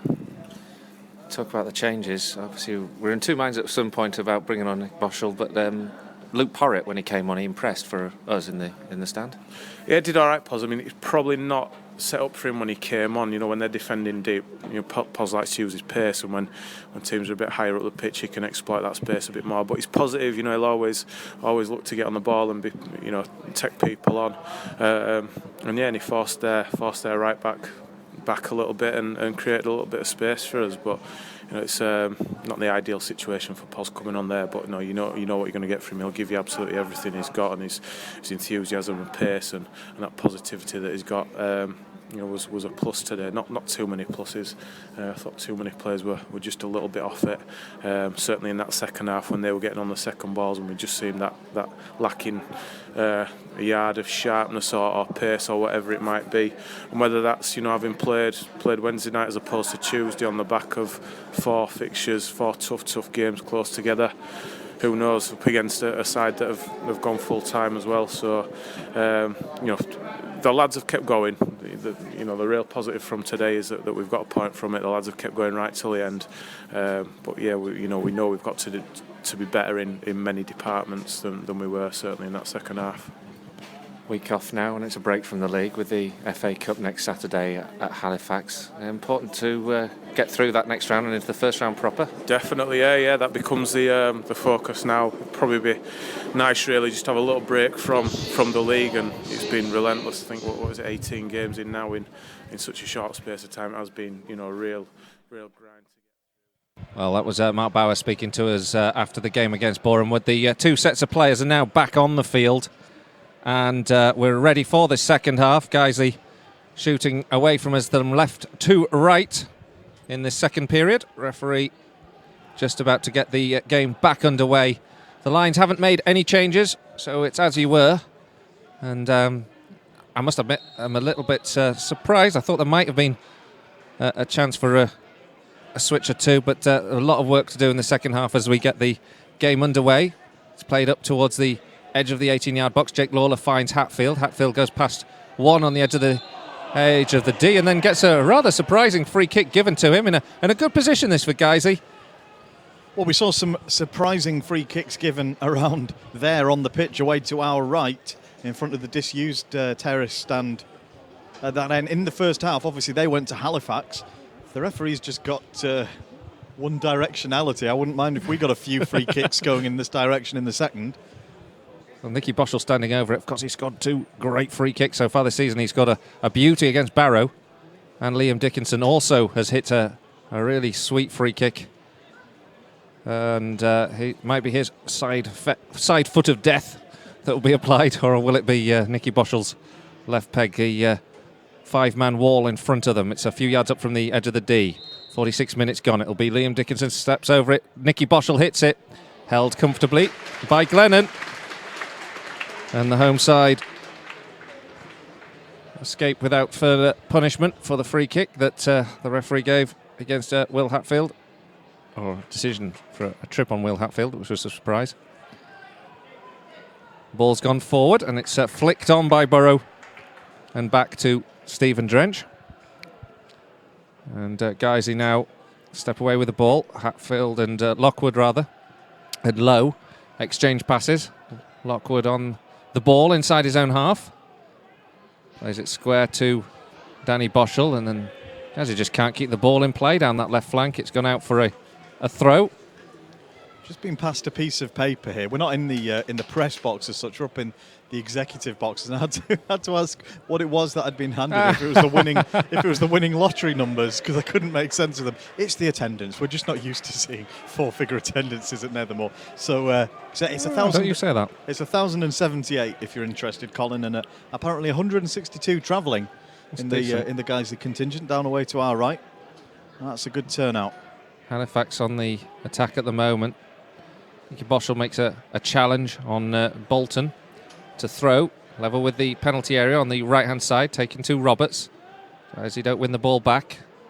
Halifax 2-0 up at the moment and in cruise control. They put the ball into the area towards Burrow. Helped away by Marsden. And then there's a ball won back by Nathaniel Brown, who loses his shoe in winning the ball back. And Guiseley have a chance to press as Marsden throws on to the head of Boys, but it's flicked away from everyone, and Hatfield chases down Glennon. A good bit of pressure from Hatfield. The ball is hoofed forward rather strangely by Adam Lockwood and out of touch for a goal kick. It was a strange one. Yeah, on that attendance, actually, 1,078, it looks like a decent crowd in here, but that's not going to financially look after a stadium of this size, is it, and a club of this size? I think it would be fine for us, where we presumably have much lower operating costs in our sort of organisation, but it's a decent crowd because half of the stadium obviously is closed today. Yeah, just to put that into context, the main stand where we are is full, and the terracing to our left, where the home fans are, the other two sides are closed. Guys, you can see the free kick on the halfway line. I'm afraid it's not starting, apart from that free kick that was early on, it's not starting as positively as we might have liked, and a chance now for Halifax to press once again on the halfway line, a free kick, which Scott McManus will take. It's 2 to aim for, Kingsley James and Jordan Burrow, but they're just taking the time with the free kick, taking the sting out of the game. The referee is now going to hold plays, having a word now with the captain, Thomas Miller. And I don't know quite what that's about, but I imagine it's just because of the delay taking the free kick. I would presume that he's warning him early on in the second half that he's not going to be looking for Halifax to be wasting lots of time. Brown gets the ball into the area, over the head of Burrow, behind for a goal kick. I mean, apart from anything, they have no reason to be running the clock down with more than 40 minutes of the game left and a healthy 2-0 lead. It's just that thing, isn't it, where you try to disrupt the opponent's play. We do ourselves. You just take a little longer over a free kick when the team that's chasing the game wants the game to have a higher tempo. Certainly if... Danny Boschell's played a very dangerous ball back all the way from the Halifax half into the Guiseley half towards Stephen Drench. Drench gets the clearance. Kingsley James wins the ball back from the clearance. Stephen Drench is indicated, I think, to Danny Boschell. He didn't really want the ball back from there, and in the end it's gone behind for a goal kick. But Guiseley, again, suggesting they could be masters of their own downfall. Well, they look very out of sorts today, Guiseley. They're all out there, hands on hips, talking to each other. All the senior players out in the middle of the pitch, trying to work out what's going on. Danny Boschell muscling his way through the midfield, but it's interrupted, and Halifax recover play. They now come down this left-hand side and play the ball towards Burrow, but it's a poorly weighted pass from Scott McManus. It goes back to Stephen Drench. Drench launches the ball long towards Nicky Boschell, bounces over him. Danny Boschell keeps the run going, though, onto the edge of the area, plays the ball square. A rather tame appeal for handball. And in the end, Halifax come away with it. And even there, when you just had a sight, Danny Boschell bearing down on the left-hand side, just didn't seem to have the attacking gel to see an outlet for him. No, well, he's not. He wouldn't claim to be the player that you want to see running into the channel out on the wide left there. Or the players around him. No, there was nobody around him. There weren't players around him to help him out. Lockwood on the ball, up towards Boys. One on the halfway line. Halifax picked the ball up here with Rowe. Into Burrow. Onto the right-hand side now. Bolton. Now Roberts. And Roberts held up by Danny Lowe. Tackle comes in. But back to Rowe. And then in towards the edge of the 18-yard box where it's held up by Nicky Boschell. Adam Boys deep inside his own half. Plays it square to Jake Lawler. Guys have been pressed. All the effort, the high line being Halifax's pressure. And then Hatfield goes down under the challenge from Thomas Miller. And Guiseley now chase to get the ball back. 2-0. 52 minutes gone. And the ball with Lockwood into the feet of Marsden. Headed away comfortably by Brown. It was a simple ball for Brown to clear. Danny Boschell on the halfway line. Exasperatedly, Nik Keefe urging them forward. The ball goes over the top to find Boys, but he's flagged offside. Not sure about that, but anyway. No, it wasn't clear. It's hard to tell from this angle, to be fair. Yeah. But it's a free kick to Halifax. No, what I'm doing, Colin, is like I was in the first half. I'm sort of seeing Danny Lowe there this time because it was on the left, on the ball. There's nobody ahead of him, and somebody needs to be moving out into that channel. It almost doesn't matter who it is, but I say that, but it's Liam Dickinson who's been doing it because he's been the one spotting the gap. Now, when he moves out into the channel, that means you've got no one tall to float the ball into. That's what he's in the team for. So Nicky Boschel needs to be getting out ahead into that channel. If it's on the left, if it's on the right, it has to be Adam Boys. That's what he's in the team to do today. 2-0 down. Sorry, A little bit frustrated, I think, as you can probably tell. I was told by Mike, our cameraman, at half-time to be more positive in the second half.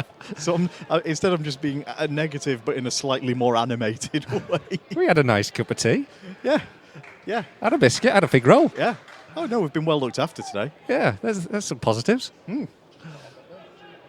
Guys, he's 2-0 down. Sorry if we're a bit too despondent. Danny Boschel's just gone to win the tackle. He's won the ball, but he's come from behind in doing so, and the referee has called him immediately across. The player he tackled is on the ground. I'm not quite sure who it is.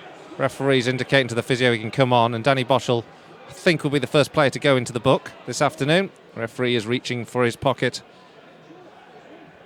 To be honest, I think it's one of those where if you come from behind, even if you win the ball, if you take any part of the player, it does leave you at risk of collecting a card, and Danny Boschel has indeed picked up the first card of the afternoon.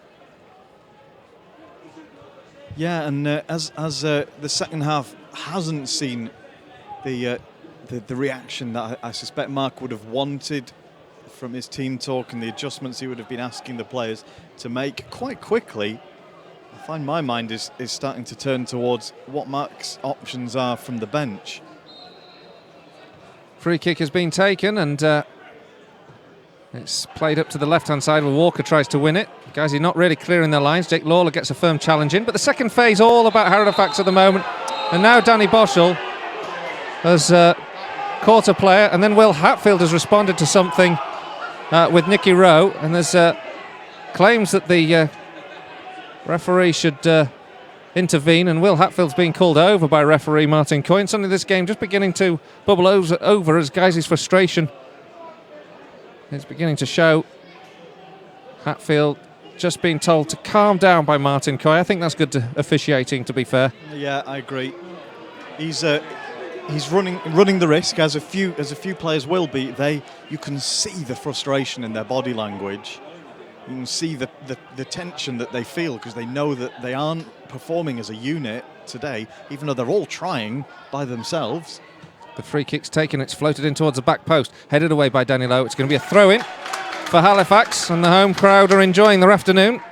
The pressure still on Guiseley, even though we're trailing 2-0 here in this FA Cup tie. The ball on this right-hand side, floated in by Roberts, takes a deflection. Danny Boschel clips the ball away.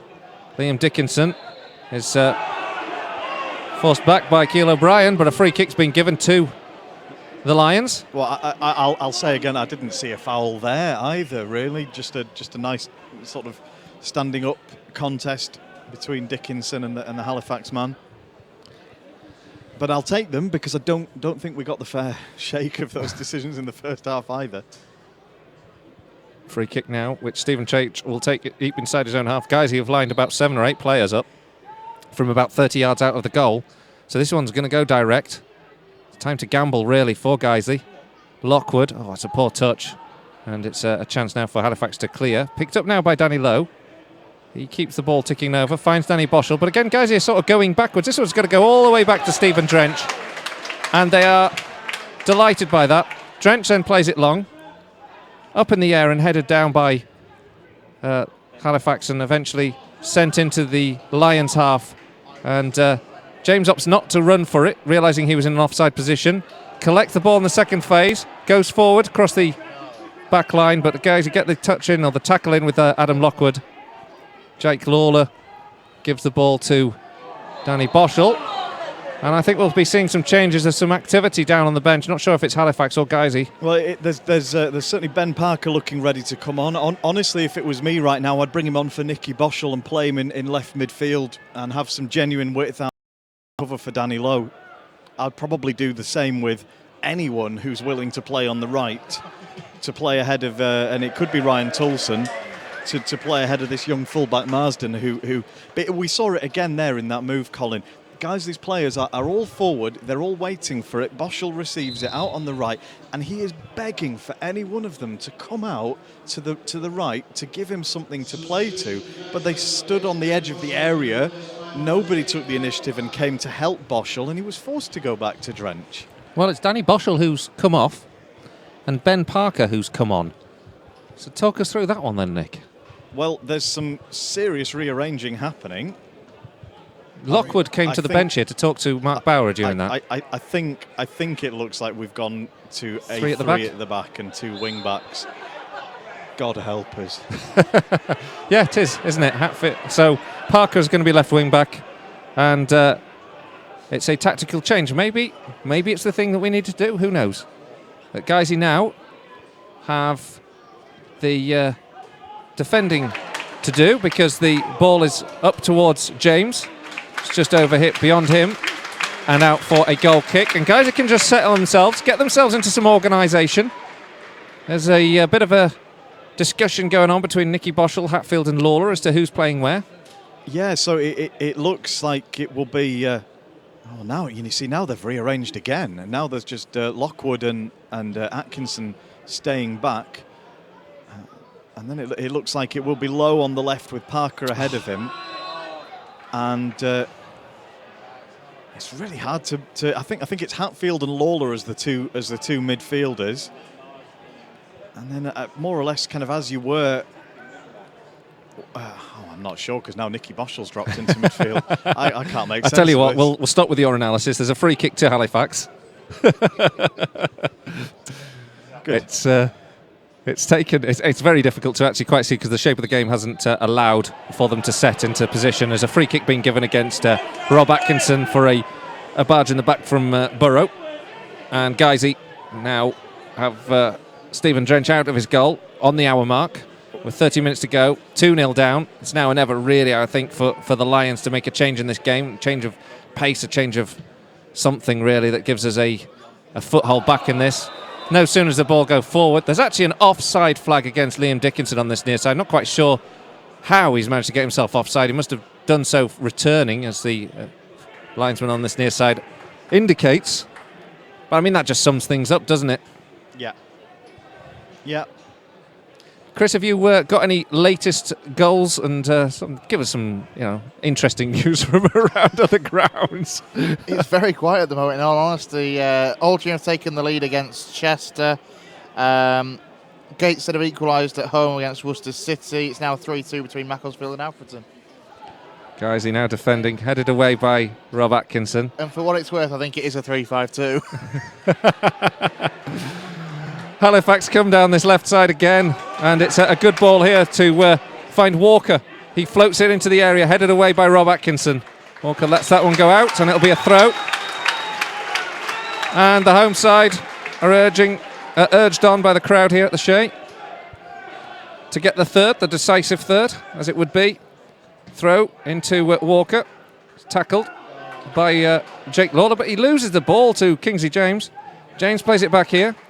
And it's still kept by Halifax. Walker floats it in towards the edge of the 18-yard box. Allowed on. Burrow into the 18-yard box himself on the right-hand side. He's up against Lockwood, but Burrow still keeps running, gets a shot away, just goes over the crossbar. And that was good work from Jordan Burrow, who had 3 yellow shirts ahead of him. He cut back in field and then took it on his left foot, but couldn't keep the ball underneath the crossbar. But he did well to craft out an opening. Well, you two can laugh it up all you like, but it doesn't look like the Guiseley players have any better idea of where they're supposed to be in the shape than I do. Dickinson tries to receive the ball. He can't. Good work there from Hatfield again, industrious, and challenges Walker to force the ball forward, and then in the end it's put out for a throw to Guiseley on this right-hand side. kind of challenge is the sort of challenge that can just turn things in your favour, and that one forced Halifax into the clearance. And now there's a chance here for Liam Marsden, debutant, to launch the ball into the box here. There's 4 to aim for. He'll do another long throw up to the near post. Liam Dickinson tries to win it, bounces over everyone and into the hands of Matt Glennon. So for what it's worth, and I'm going to leave this formation thing alone, but basically there is a midfield 3 of Nicky Boschel, Jake Lawler and Will Hatfield, and of those only one is used to playing in central midfield in that sort of arrangement. Hatfield and Nicky Boschel both want to get further forward, Nicky out to the left and Will through the middle, and that's where the disorganisation is coming in there at the moment. Only really Jake is sitting in front of this new back 3 of Atkinson, Lockwood and Lowe. At the moment there's a discussion being had, and Adam Lockwood, they've just stopped play, and now Adam Lockwood's been called over by the referee. I'm not quite sure, it must be something either off the ball or something he said, but the referee has called over Adam Lockwood and has a yellow card in his hand, and Halifax are going to get a free kick and a yellow card to Adam Lockwood. What do you read of that? I'm mystified. We're all mystified. We're not sure at all what that's been given for. It must be something verbal. But a free kick? You don't give a free kick for dissent. So I'm not at all sure. It must have been some off-the-ball incident between him and Jordan Burrow. So now, guys, you have to defend a free kick. And it's about to be floated in once again, in towards the edge of the 6-yard box, over everyone. Stephen Drench nonchalantly lets the ball go behind for a goal kick. But it was less comfortable watching from up here than perhaps it was from the Guiseley goalkeeper's perspective. And that free kick thankfully turns to nothing. Sorry, Nick. I'm trying to say something there, weren't you? Just to build up. Yeah, I don't remember what. Guiseley get a free kick now. And that one's a little surprising, but Guiseley will take it because we need a foothold back in this game. 65 minutes gone, we're trailing 2-0. The first a great free kick, the second a gift, a nod back from Jake Lawler that was intercepted by Kingsley James, who buried the ball well in a one-on-one. Now Nicky Boschel with his free kick, 10 yards up from the edge of the centre circle. Guiseley have almost everyone forward. It's floated in towards the edge of the 6-yard box, but again the clearance finds the one space where there's no Guiseley players, and Halifax can come away with it with James. Good interception from Hatfield, holds up James in his path. It's at the moment it's still not looking likely that Guiseley are going to get a foothold back in this game at all. No, and we can console ourselves in that. And the throw goes down the left-hand side. It's a good one as well, isn't it? Because it's picked up by Burrow. He's now up against Lockwood. Burrow back here to McManus, then to James. Oh, it's a poor ball from McManus. Guiseley benefit from the throw in at right-back position. No, we're not the only ones for whom things aren't going according to plan this afternoon, are we, Chris? No, we're not. Harrogate started brightly. Now 3-1 down, though, at home against Grimsby Town. I think the National League stature's there starting to show through. Very good side of Grimsby. Yeah, the game's up for Harrogate there after taking the lead at home, which is a giant killing snuffed out, unfortunately, for those of us who enjoy the FA Cup for that sort of thing. Well, ball's played forward from a throw for Guiseley. It's nodded back.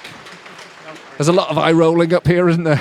The ball just goes back to Matt Glennon. Well, Stourbridge are now 3-0 up at home to Kidderminster, so I'm rolling my eyes and kind of wishing we'd drawn them rather than Halifax right now. Walker on the ball. Back here to McManus. Just ticking the ball over. And it's in field to Miller. Flicked on, picked up by Lockwood, but it's a poor touch from Lockwood. Gives the ball back here. Burrow doesn't get the return ball. And Marsden does enough to get it back to Stephen Drench. Drench is under pressure when he clears, but Guiseley do get it away. Now Nicky Boschel picks it up on the halfway line, but he can't go forward, so he goes back. And then there's a late challenge here, and there'll be another yellow card, this time for Nicky Rowe. And Guiseley get a free kick just as they're in possession of the ball at the other end There's complaints from Adam Lockwood that the advantage should have been played. Instead, the referee brings it back. We don't get advantage anymore. We've established this in recent weeks. We get pulled back if it looks like there's any advantage coming our way. Nicky Rowe. Cheer up. God. It's only a game, eh? As I say, I don't even have a local rivalry with Halifax. That was something their fans invented on our forum about 3 or 4 years ago. It still hurts. 22 minutes to go. Stephen Drench takes the free kick on the halfway line, floated in up towards the back post.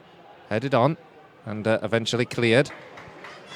At the moment, not even the aerial balls into the box are really causing uncertainty in that Halifax backline. Give them all credit, they're defending very, very soundly. Miller's been a great addition for them. Guys, certainly don't look like they can test this backline with the delivery. Stephen Drench puts another one in, again, comfortably headed away, picked up by Marsden, picked up now by Boys. Guys, play the ball around a bit. Now Marsden on the right-hand side, crosses in towards the near post, punched away by Glennon, picked up by Jake Lawler on the edge of the 18-yard box, played out to the right-hand side. Marsden can't beat the first man, he gets the throw though. Guys, he will launch this one long into the box. Try to find Rob Atkinson, back to goal. Plays it back here. Will Hatfield in the penalty area. Goes down under a challenge. Claim for a penalty. Nothing given. Referee opens the arms. And a chance now for Halifax on the counter-attack. James down the left-hand side. 3 on the overlap for him to play it into. Finds Burrow. Burrow plays it out onto the right-hand flank. This could be game, set and match for Halifax. But in the end, it was fluffed by Kevin Roberts. He shot tamely at Stephen Drench. And Guiseley get to live a little longer in this tie at 2-0 down. But they had men over there, Halifax.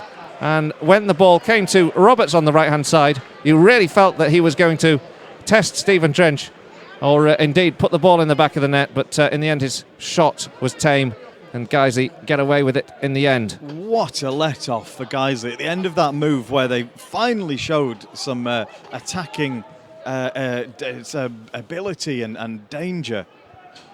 But it was 3-on-1, just Ben Parker isolated on the edge of his area. He had no way of covering the overlapping men. And for Halifax, God, you heard it in the fans. They can't believe they didn't bury this game and finish it at 3-0 there. Oh, Halifax just defending at the moment, under pressure there from Will Hatfield. Daniel Lowe intercepts. He's high in the air inside the Halifax half, and now it's down here. Liam Dickinson on the edge of the area, muscled off the ball. Challenge comes in heavily from Will Hatfield. It's a solid, fair challenge. And it looks like guys are going to make another change shortly. Tom Craddock ready for action. It's Adam Boys is coming on for Colin. In the meantime, Stephen Drench called into action too to launch clear out of his goal, playing the sweeper role. Guys, he win the throw, and the substitute will be made. And it's is it Nicky Boschel, I think, who's coming off? Nicky Boschel coming off for Tom Craddock. I do apologise. I saw a 9 on the fourth official's board and thought it was Adam Boys coming off. In fact, it was the 19 of Nicky Boschel. So both Boschels have left the pitch for today. We now got 3 strikers on up there. We need to get the ball to them. We know that Craddock needs service. Marsden, a good ball out to that left-hand side, actually. It's taken down by Ben Parker. Under pressure. He's got 2 ahead of him. Threads the ball through here to Hatfield. Hatfield in the box. Can he get the cross in? He's going to have to go back here to Tom Craddock, who's on the left flank. Craddock into the penalty area. Guys, he's not getting the shot away. It's eventually helped in by Lowe into the penalty area. Headed away. Now the counter-attack will be on with James launching it forward. This time there's only Burrow up against Atkinson. And then Stephen Drench coolly lobs Burrow as he comes forward. And takes a 1-2 with Atkinson. And then plays the ball out to the left-hand side where Danny Lowe cushions it, takes it down well. Ben Parker infield. Now into Hatfield. Guisey beginning to knock the ball about a little bit in this last 20 minutes. Out to the right-hand side here with Marsden. Marsden now crosses. It's a poor cross. Poorly cleared as well by James, but Halifax still recover the ball. And then clear. And it's a good one here to Rowe. Rowe, square. Gets the ball straight at Danny Lowe. And then guys, he play it down that left-hand side. Boys, down the left flank. Curls the ball in towards the edge of the 6-yard box, but there's nobody wanting to get in that near post. And in the end, it's a comfortable clearance for Halifax. But they give it back here to Atkinson. Guys, now pressing a little bit, but not really with the conviction in the final third that we need. It's a peculiarly frustrating game to watch this. They've got players forward. They just can't find each other with the ball at the moment. Low into the box, cleared. Now Boys at the edge of the area, floats it over the goalkeeper. Guys, you have a foothold back in this game. Adam Boys with a very cool finish from the edge of the 18-yard box. It's Halifax 2, Guiseley 1. Well, it's one that came from absolutely nothing except for the pressing and the hard work of the Guiseley players, who have just been flooding forward in the last few minutes since the introduction of the extra striker. That time from out of nowhere, Boys finds the ball at his feet. With no one in front of him but the keeper, and much like his finish at Wrexham the other week, belying his lack of composure for tap-ins in front of goal, and coolly finishing from outside of the box right into the top corner of the goal beyond the reach of Matt Glennon. Have Guiseley left themselves too much to do though? 17 minutes to go, and or 16 really. Guiseley trailing 2-1. But that's the first spell of pressure, and it has brought a goal. Adam Boys taking advantage and applying a very cool finish. Halifax pressing on a little bit, not setting back as they were a couple of minutes ago, but Guiseley in possession of the ball with Lockwood. They still need to ask the questions. Lockwood to Low down that left channel, looking for Boys again, who makes a good run. Cushions the ball well, cuts it infield, finds Hatfield. Hatfield, a little touch to Liam Dickinson. Out to Marsden on the right-hand side. Can Marsden cross? He can, towards the back post. It goes up there towards Ben Parker, but it's headed away from him. Picked up now by Liam Dickinson on this left-hand side. Wins the ball back in there. Lays it square. Tom Craddock. Beats two. Goes down to the byline. Can he get the cross? He can't. He's held back. Gives it to Liam Dickinson. He drills it in. At the back post, Marsden. Across the face of goal. Beaten away and behind for a corner to Guiseley as the Lions finally wake up in this game and begin to press this Halifax defence. Well, it's like watching a different team now. Suddenly there's players in the box. They're showing for one another. They're trying to get on the end of passes. They're moving into space to try and receive the ball. We've got a game on, Colin. Can Guiseley get back into this? Hatfield to take the corner. Guiseley with plenty of players in the box to aim for. Yellow shirts at the back post. It goes up towards Parker or Atkinson. It takes a deflection. Goes behind in the end. Actually, referee's given a goal kick. Inquest on the referee about that one, because there's a big shout that it took a deflection. But he's not interested, Martin Coy. Mark Bauer also protesting the case. And it looks like Halifax are going to be making a change. Their first change of the afternoon. Well, they know they can't leave things as it is, as they are, at the moment. They found themselves under a lot of pressure, and you were right, Colin, as soon as Halifax conceded that goal, suddenly they started showing again, looking to come out of defence, push forward, close Guiseley down better, and that will actually make more chances for Guiseley to get in behind them if they're trying to push forward rather than just defend that lead from a very, very deep defensive line. Well, the change there is Sean Tooten for Sam Walker. But of course what that also does is it means Halifax are further forward. They're more likely to get in behind Guiseley as well. So we've got a really exciting game on now in the last 10 minutes or so. Can the Lions get their way back into this? Free kick's being given against Nathaniel Brown for a challenge on Liam Dickinson. Both players just get up, get on with it. Well, Stephen Drench wants to take this. It's in the Halifax half. Well, can he score? It's worth a shot, isn't it? Actually, it's going to be Danny Lowe who will take. You've been talked out of that, thank goodness. 13 minutes to go. Guiseley trailing by 2-1. Danny Lowe now floats the free kick in towards the edge of the 18-yard box. It's helped away, up in the air. Will Hatfield does well to win it, but they still get the ball away, Halifax. Headed on by Danny Lowe. And then helped up, and there's a chance here for Kingsley James. The ball will bounce kindly for him, but Stephen Drench, brilliant sweeping work from the goalkeeper, floats the ball forward. Now he finds Adam Boys at the other end. Can he deflect the ball over the goalkeeper and in? He can! And Adam Boys has got Guiseley back on level pegging with an absolute beauty of a lob over the goalkeeper, and all made from an absolutely exquisite piece of defensive goalkeeping from Stephen Drench. He played the ball over the back line after intercepting Kingsley James on the counter-attack, and Guiseley are back in it. It's Halifax 2, Guiseley 2. Well, I cannot believe what I've seen there. I mean, it was brilliant goalkeeping by Drench. He knew he had to come for it, one-on-one with the striker. The defenders weren't going to get there in time, and he couldn't get back to his goal line anywhere near to it to try and see the striker away in time. So he knew he had to come. He chested it down, and that pass over the top was perfectly timed. Adam Boys was on the shoulder of the last man, went through. Everybody in the ground was hoping the linesman would get it wrong and give it, everyone but the 162 Guiseley fans, plus us up here in the press area, was hoping that the linesman would get it wrong and show a flag for offside. Adam Boyes kept his cool. He saw Glennon coming on. He had to lob it so high that it seemed like forever until we found out whether it would land on the roof of the net or slip down under the crossbar. But under the crossbar it did fall, and 2-2. Now, can Guiseley get the winner?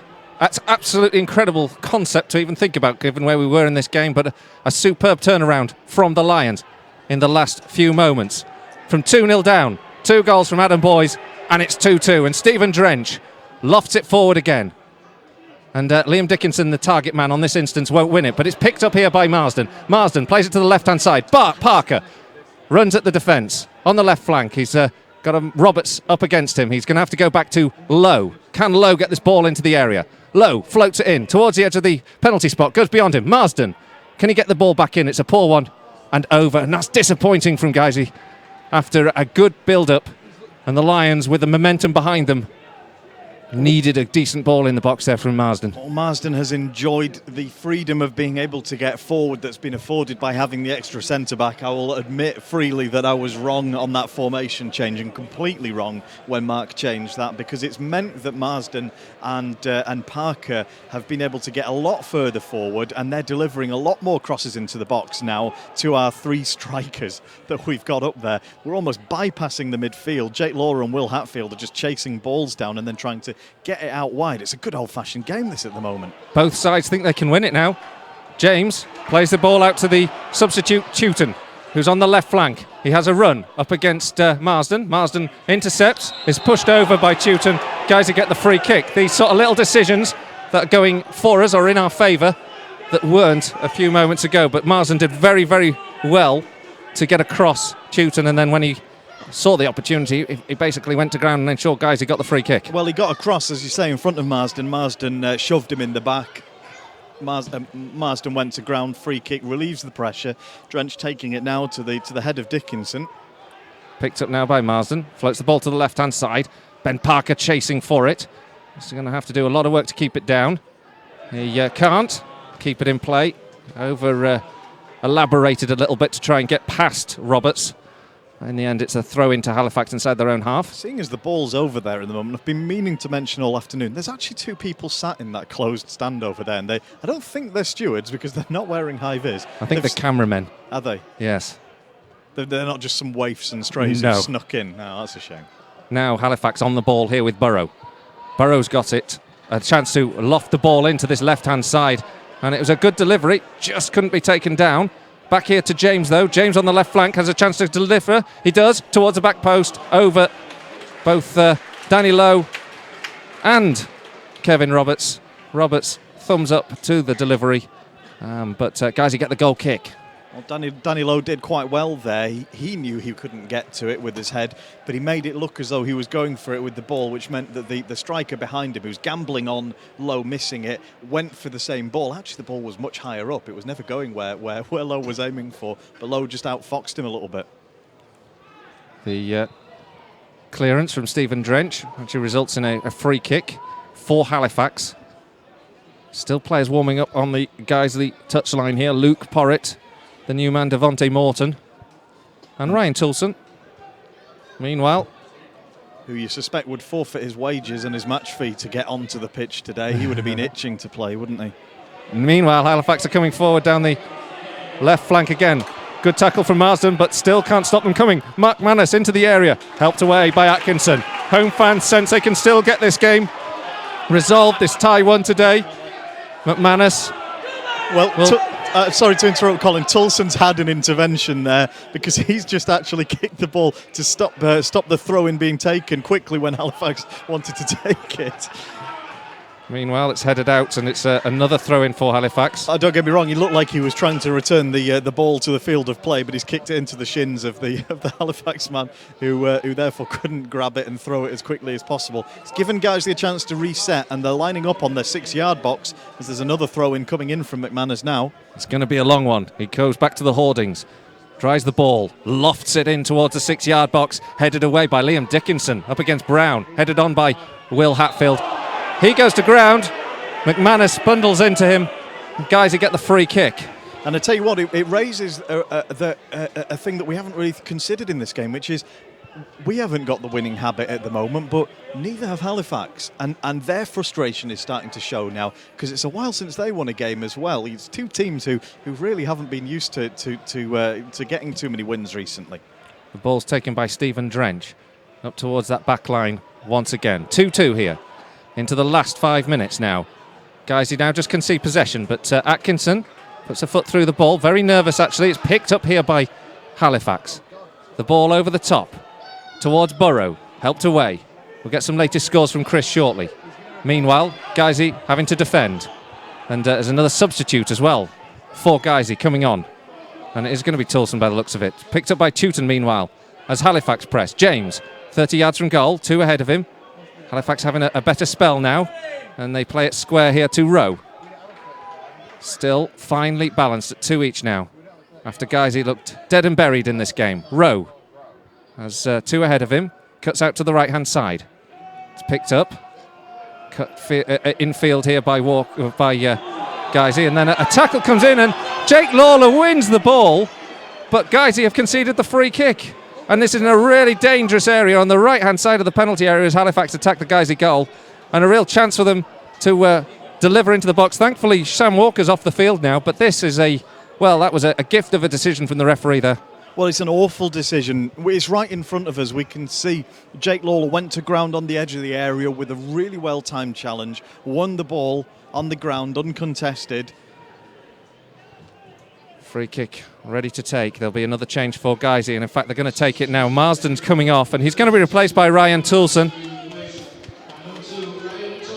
Well, I've been really impressed by Marsden in the latter part of this second half.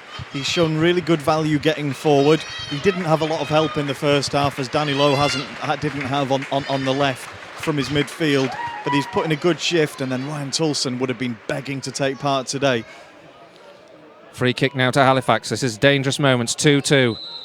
But this is a very dangerous opportunity for them. It's taken in. It's over the crossbar by Thomas Miller. The captain took the decision. You wonder what would have happened had Sam Walker been on the field, who scored that beautiful free kick in the first half. And thankfully, Guiseley get away with it. Stephen Drench just having a chat with Jake Lawler there. And referee now, strangely, urges Guiseley to get on with things. I didn't think we were going to be saying that with the last 5 minutes to go, did you? No, I didn't see 2 all coming. For those just joining us, 2 brilliant finishes by Adam Boyes from outside the area to get Guiseley back into this from almost out of nowhere. Now Boyes nods the ball down to Craddock, back in towards Boyes on the edge of the D. Takes a drill, takes a shot that's deflected by McManus. Boyes wins it back, gives it to Parker. Parker into the left channel where Tom Craddock tries to win it. He's muscled out of it though, Craddock, and it'll be a throw and right back position for Halifax. We'll just wait to get underway. Referee making sure the free kick's taken from the exact yards up from the corner flag. Eventually it's taken, and guys, he can't win the second phase again. Halifax just, after that spell, that wobbly spell, looking like they're getting more of the ball back. We look okay when we go forward, but defensively now we're, again, a little bit backs against the wall once again. Burrow now tries to take the ball past Lockwood. Lockwood gets enough on it to take it away from the Halifax striker. Jake Lawler under pressure, has to do something with it, goes it back to Stephen Drench, who was the author of the setup for the second goal, and also denying Halifax a third at the same time. A marvellous intervention from Stephen Drench. Now, Guiseley win a throw inside the Halifax half. I wonder if the adrenaline has just dropped a little bit from the Guiseley players. That rush from getting a foothold in the game and then coming quickly to level at 2-2. It's difficult to maintain that level of intensity. Now Dickinson cuts in field, plays it square here. Craddock into the penalty area. Can he apply the finish? Oh, he can't! Oh, that was a wonderful opportunity there for Tom Craddock. He got into the area after being played through on the edge of the 18-yard box. He had to at least hit the target, but it went round the outside of the upright and behind. Well, that should have been it. I mean, you're not going to ever say a shot from the edge of the box is a gimme, but that was the opportunity if you wanted it. An open shot on goal at a really good angle to try and get towards the far post. Dear, oh dear, what else is happening, Chris? Worcester back in the lead against Gateshead. They're now leading 2-1. elsewhere. Harrogate are 4-1 down at home to Grimsby. James now on the ball for Halifax. Takes the ball away from Jake Lawler. It's floated in towards the edge of the 18-yard box. Guiseley intervene. The ball back here with Danny Lowe. Lowe sends it up towards Liam Dickinson. He's done a lot of running, Dickinson. He's not going to be able to win that one. And now it's a chance for Halifax to come forward once again. On the left flank, Rowe into the McManus.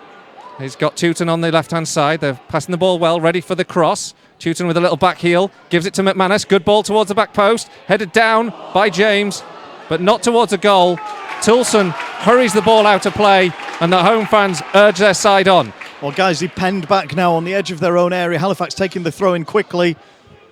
Really good closing by Adam Boys late in the game with a sliding challenge to give them another throw in. Now James, bit of trickery, gets the ball towards the penalty spot. Helped away though by Danny Lowe. Tom Craddock has to close this one down. Guilty of a bad miss a couple of moments ago that could have given Guiseley the victory today. A few moments ago. As it is, still 2-2 with 2 Adam Boys goals after Guiseley were trailing and looking like they were out of this game in the first half. Final minutes of the normal time, and it's Halifax on the attack, but they've given the ball here to Ryan Toulson. He plays it into Boys. Little back heel to Craddock. Craddock, can he play it forward? Plays it square now to Toulson. Toulson plays it down the right hand side. Good chance for Dickinson to chase. He does well actually, Dickinson up against Nathaniel Brown. Wins the ball, down by the corner flag. Back here to Craddock. Craddock into the edge of the 18-yard box. Tries to take it past 2 players. Keeps the ball and plays it back here to Dickinson. Can Guiseley get the cross? It's in here towards Craddock, who gets past 1. Inside the penalty area, drills a very tame effort. Behind for a goal kick. Oh, selfish that at the near post. He was never going to beat Glennon from there. It's 2 really good opportunities Tom Craddock's had in the last few minutes. We could have won this game. It's extraordinary to say it. Guiseley, 2-2. You didn't think there was any chance of us being in the draw after half-time, and in fact after the first 15 minutes of that second half. And still might not be, because Halifax are pressing again down this left-hand side. Tewton cutting in field as we hit the 90-minute mark. McManus, crossfield ball, up towards the back post, headed in towards a goal, held by Stephen Drench. And we've got 4 minutes of added time. And it's upfield towards Liam Dickinson from Drench. The ball is recovered by Halifax. And they play it down this left-hand side once again, but this time it's overhit and it's going to go out for a throw-in. Stephen Drench coming out of his goal to make sure that Burrow doesn't get any of it. With a replay looming on Tuesday night. The Lions... I could stand to watch 90 more minutes of this. I'm not sure my heart could, but I could stand to watch 90 more minutes of the sort of football we've seen in the second half of the second half. Yes. the first sort of 55 minutes or whatever it was, no more of that. Guys, he picked the ball up inside their own half. Now Danny Lowe looks ahead of him, plays it down the left channel. Will Hatfield will chase. I think guys will settle for the replay now. He's not really committing bodies forward with a minute into stoppage. Halifax will press to see if they can finally get their way through this tie. Having led 2-0, it being 2-2 now, the Shaymen want to finish the job. The ball's into the box. It's up towards Burrow, headed away by Atkinson. Hatfield flicks it over the midfielder, finds Boys. Hatfield gets the second ball well. Good work from Will Hatfield. Plays the ball to the left-hand side, finds Tom Craddock. He's got Boys on the right-hand side. Boys peels away, goes in towards the edge of the area, drills one at the goalkeeper. His angle was closed down well by the defender. It was a good boy from Tom Craddock and Will Hatfield, but Adam Boys really was asked an awful lot of to be able to defend that. And great defensive work from Liam Dickinson prevents Halifax from getting further down this left-hand channel on the counter-attack. Great challenge from Liam Dickinson. He had to really throw himself in. He's worked ever so hard today. Now, McManus onto the halfway line. Gives it back to Miller. Guiseley still having to defend. 2 minutes into stoppage time now. And Halifax look to try and put this game beyond Guiseley one final time. The ball played in towards the box. Above Davis and put behind by Toulson for a corner, and it was floated in towards the head of James rather, and he couldn't get onto it, but Ryan Toulson took the rather hurried decision to push the ball back for a corner, and this will be last chance saloon now for Halifax. Well, Halifax know that if they're to win it today, it's now or never. Everybody nearly in the box. The ball floated in towards the 6-yard box. It's headed on. Bount takes a deflection. Hatfield will chase it. And guys, he might get a counter-attack on here with Hatfield. He's got Tony Boys. Lowe is chasing and joining in. Hatfield plays it forward, up towards Lowe, beyond them. And that'll be comfortable for Glennon to recover. And the counter-attacking dream for Guiseley passes. It'll be one more chance, surely, for Halifax if they have the ball. They'll go long and press once more to try and win it back. Boys hassling and harrying Nathaniel Brown. Guys, he nearly win the ball back. There's a free kick against Ryan Toulson, who goes in the book for his challenge on Nathaniel Brown. And the referee is quick to call that one as a yellow card. Well, I sort of agree with it at this stage of the game, with it being chased, and there was a little bit of a rush of blood to the head from Ryan, although he's definitely come onto the pitch pretty hyped up. Look at the fans down here. They're all gathering on the fence. They know that this could be a famous win if they were to get over the line in the last moments of the game. Free kick goes short. Now there's a chance for them to float the ball in towards the edge of the 18-yard box. Look, can't get the header. It's headed towards goal. Stephen Drench takes it down and will just take his time, I think. Adam Boys motions, calm down, calm down. No hurried clearance now from Drench.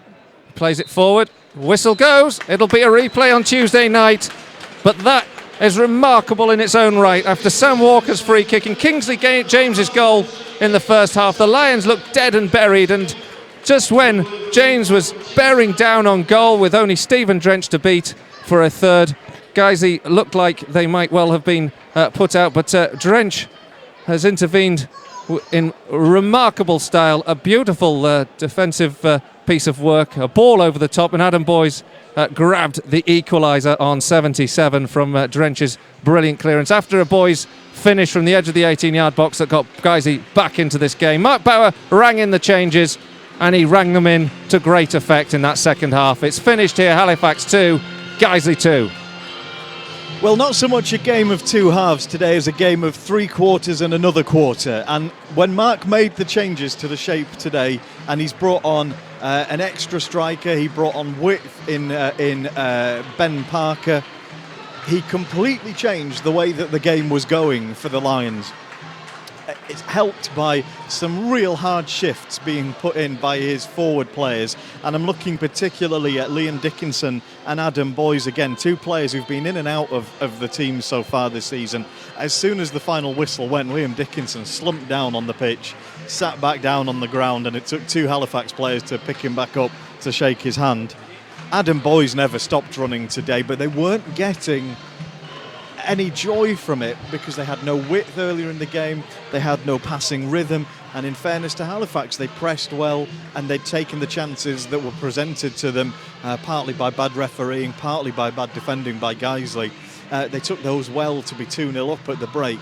At that point in the game, I definitely didn't see any prospect of Guiseley getting back into the game. As I watched Danny Lowe walk over to reacquaint old Halifax fans here. That's nice to see at the end of this game. The rest of the Guiseley team who finished the game with the coaching staff and Mark Bauer are in a huddle away to our right on the pitch, and I can only presume that Mark will be saying that they did well to do everything he asked from them when he made the changes. They did what he asked them to do, and it worked great, and they did it by working terribly hard. And there'll be a few sore legs tomorrow morning waking up around the north of England as they're rejoined now by Danny Lowe in that huddle away to our right. But in the end, a deserved result from Guiseley, and one that either team could have snuck a winning goal right at the end. And a fantastic piece of cup football, because we get to come back on Tuesday night at Nethermore and see a bit more of this. Absolutely incredible. And Tom Craddock could have won it for Guiseley. His build-up play was excellent again today. I thought when he got the ball, he was willing to take a man on, and it's just lacking confidence, I think, lacking that belief with the final efforts. But there's so much to his game, I think that offers promise, that you think, if he gets that goal, it could kick-start his season. It could kick-start a run. And it was so frustrating today that it just didn't happen for him. Well, the contributions that Adam Boyes and Liam Dickinson have made in recent weeks show the value in persevering with your players who you know have something to offer. So, you know, the goals that Adam Boyes has scored today and the one that he scored at Wrexham show that he is still capable of making really important contributions up front. Liam Dickinson offers us an option we don't have anywhere else, and there's one or two other players like that who, when things start to go their way, they show glimmers that they could be offering a lot more and making more decisive kind of contributions to how games finish score-wise. Tom Craddock is one who just looks like he needs to get a couple in the back of the net to kick-start his second phase of his career down in non-league football. Well, thank you for joining us. We're going to leave you now with Chris Bell, who will give us a rundown of all those final scores from all the other games in the FA Cup and around the country. Thank you very much, Colin. Yeah, final scores and latest scores in some cases from the FA Cup. The early kick-off, Margate 1, Forest Green Rovers 2, and then Fylde 1, Barrow 0, Aldershot Town 1, Sutton United 0, Altrincham 1, Chester 0, Barwell 2, A.F.C Rushden and Diamonds 2, Basingstoke 3, Torquay United 0, Boreham Wood 2, A.F.C Hornchurch 0, Brackley Town 3, Bamber Bridge 0, Braintree 2, Harlow Town 0, Bromley 1, Eastleigh 2, Chesham United 2, Enfield Town 1, Chippenham Town 0, Maidstone United 2, Didcot Town 4, Brentwood 2. Don't forget, Didcot came from 2 goals down in that game to win 4-2. Eastbourne Borough 1, Dover Athletic 2, Gateshead 1, Worcester City 2, Halifax Town 2, Guiseley 2, Harrogate Town 1, Grimsby Town 4, Hampton Waterlooville 3, Cheltenham Town 3, Macclesfield Town 3, Alfreton Town 2, Maidenhead United 3, Woking 0, St Albans City 2, Western Supermare 1, Staines 2, Gloucester City 1, Stalybridge Celtic 1, North Ferriby 1, Stourbridge 3, Kidderminster Harriers 0, Tranmere Rovers 0, Lincoln City 0, Wealdstone 2, Bognor Regis Town 1, Whitehawk 2, Poole Town 0, and finally Wrexham 0, Gainsborough Trinity 1. Thank you, Chris. And of course, that's a replay then on Tuesday night, which we'll be back for. Watch out for the FA Cup draw. It's on BBC. It's coming from not very far away from us. Thackley is where they're actually hosting the draw this season. The first round proper. We will know on Tuesday night what sort of prize awaits the winners from the replay of this FA Cup fourth qualifying round. It's finished here a remarkable Halifax 2 after they were 2-0 up. Guiseley 2. We'll see you on Tuesday.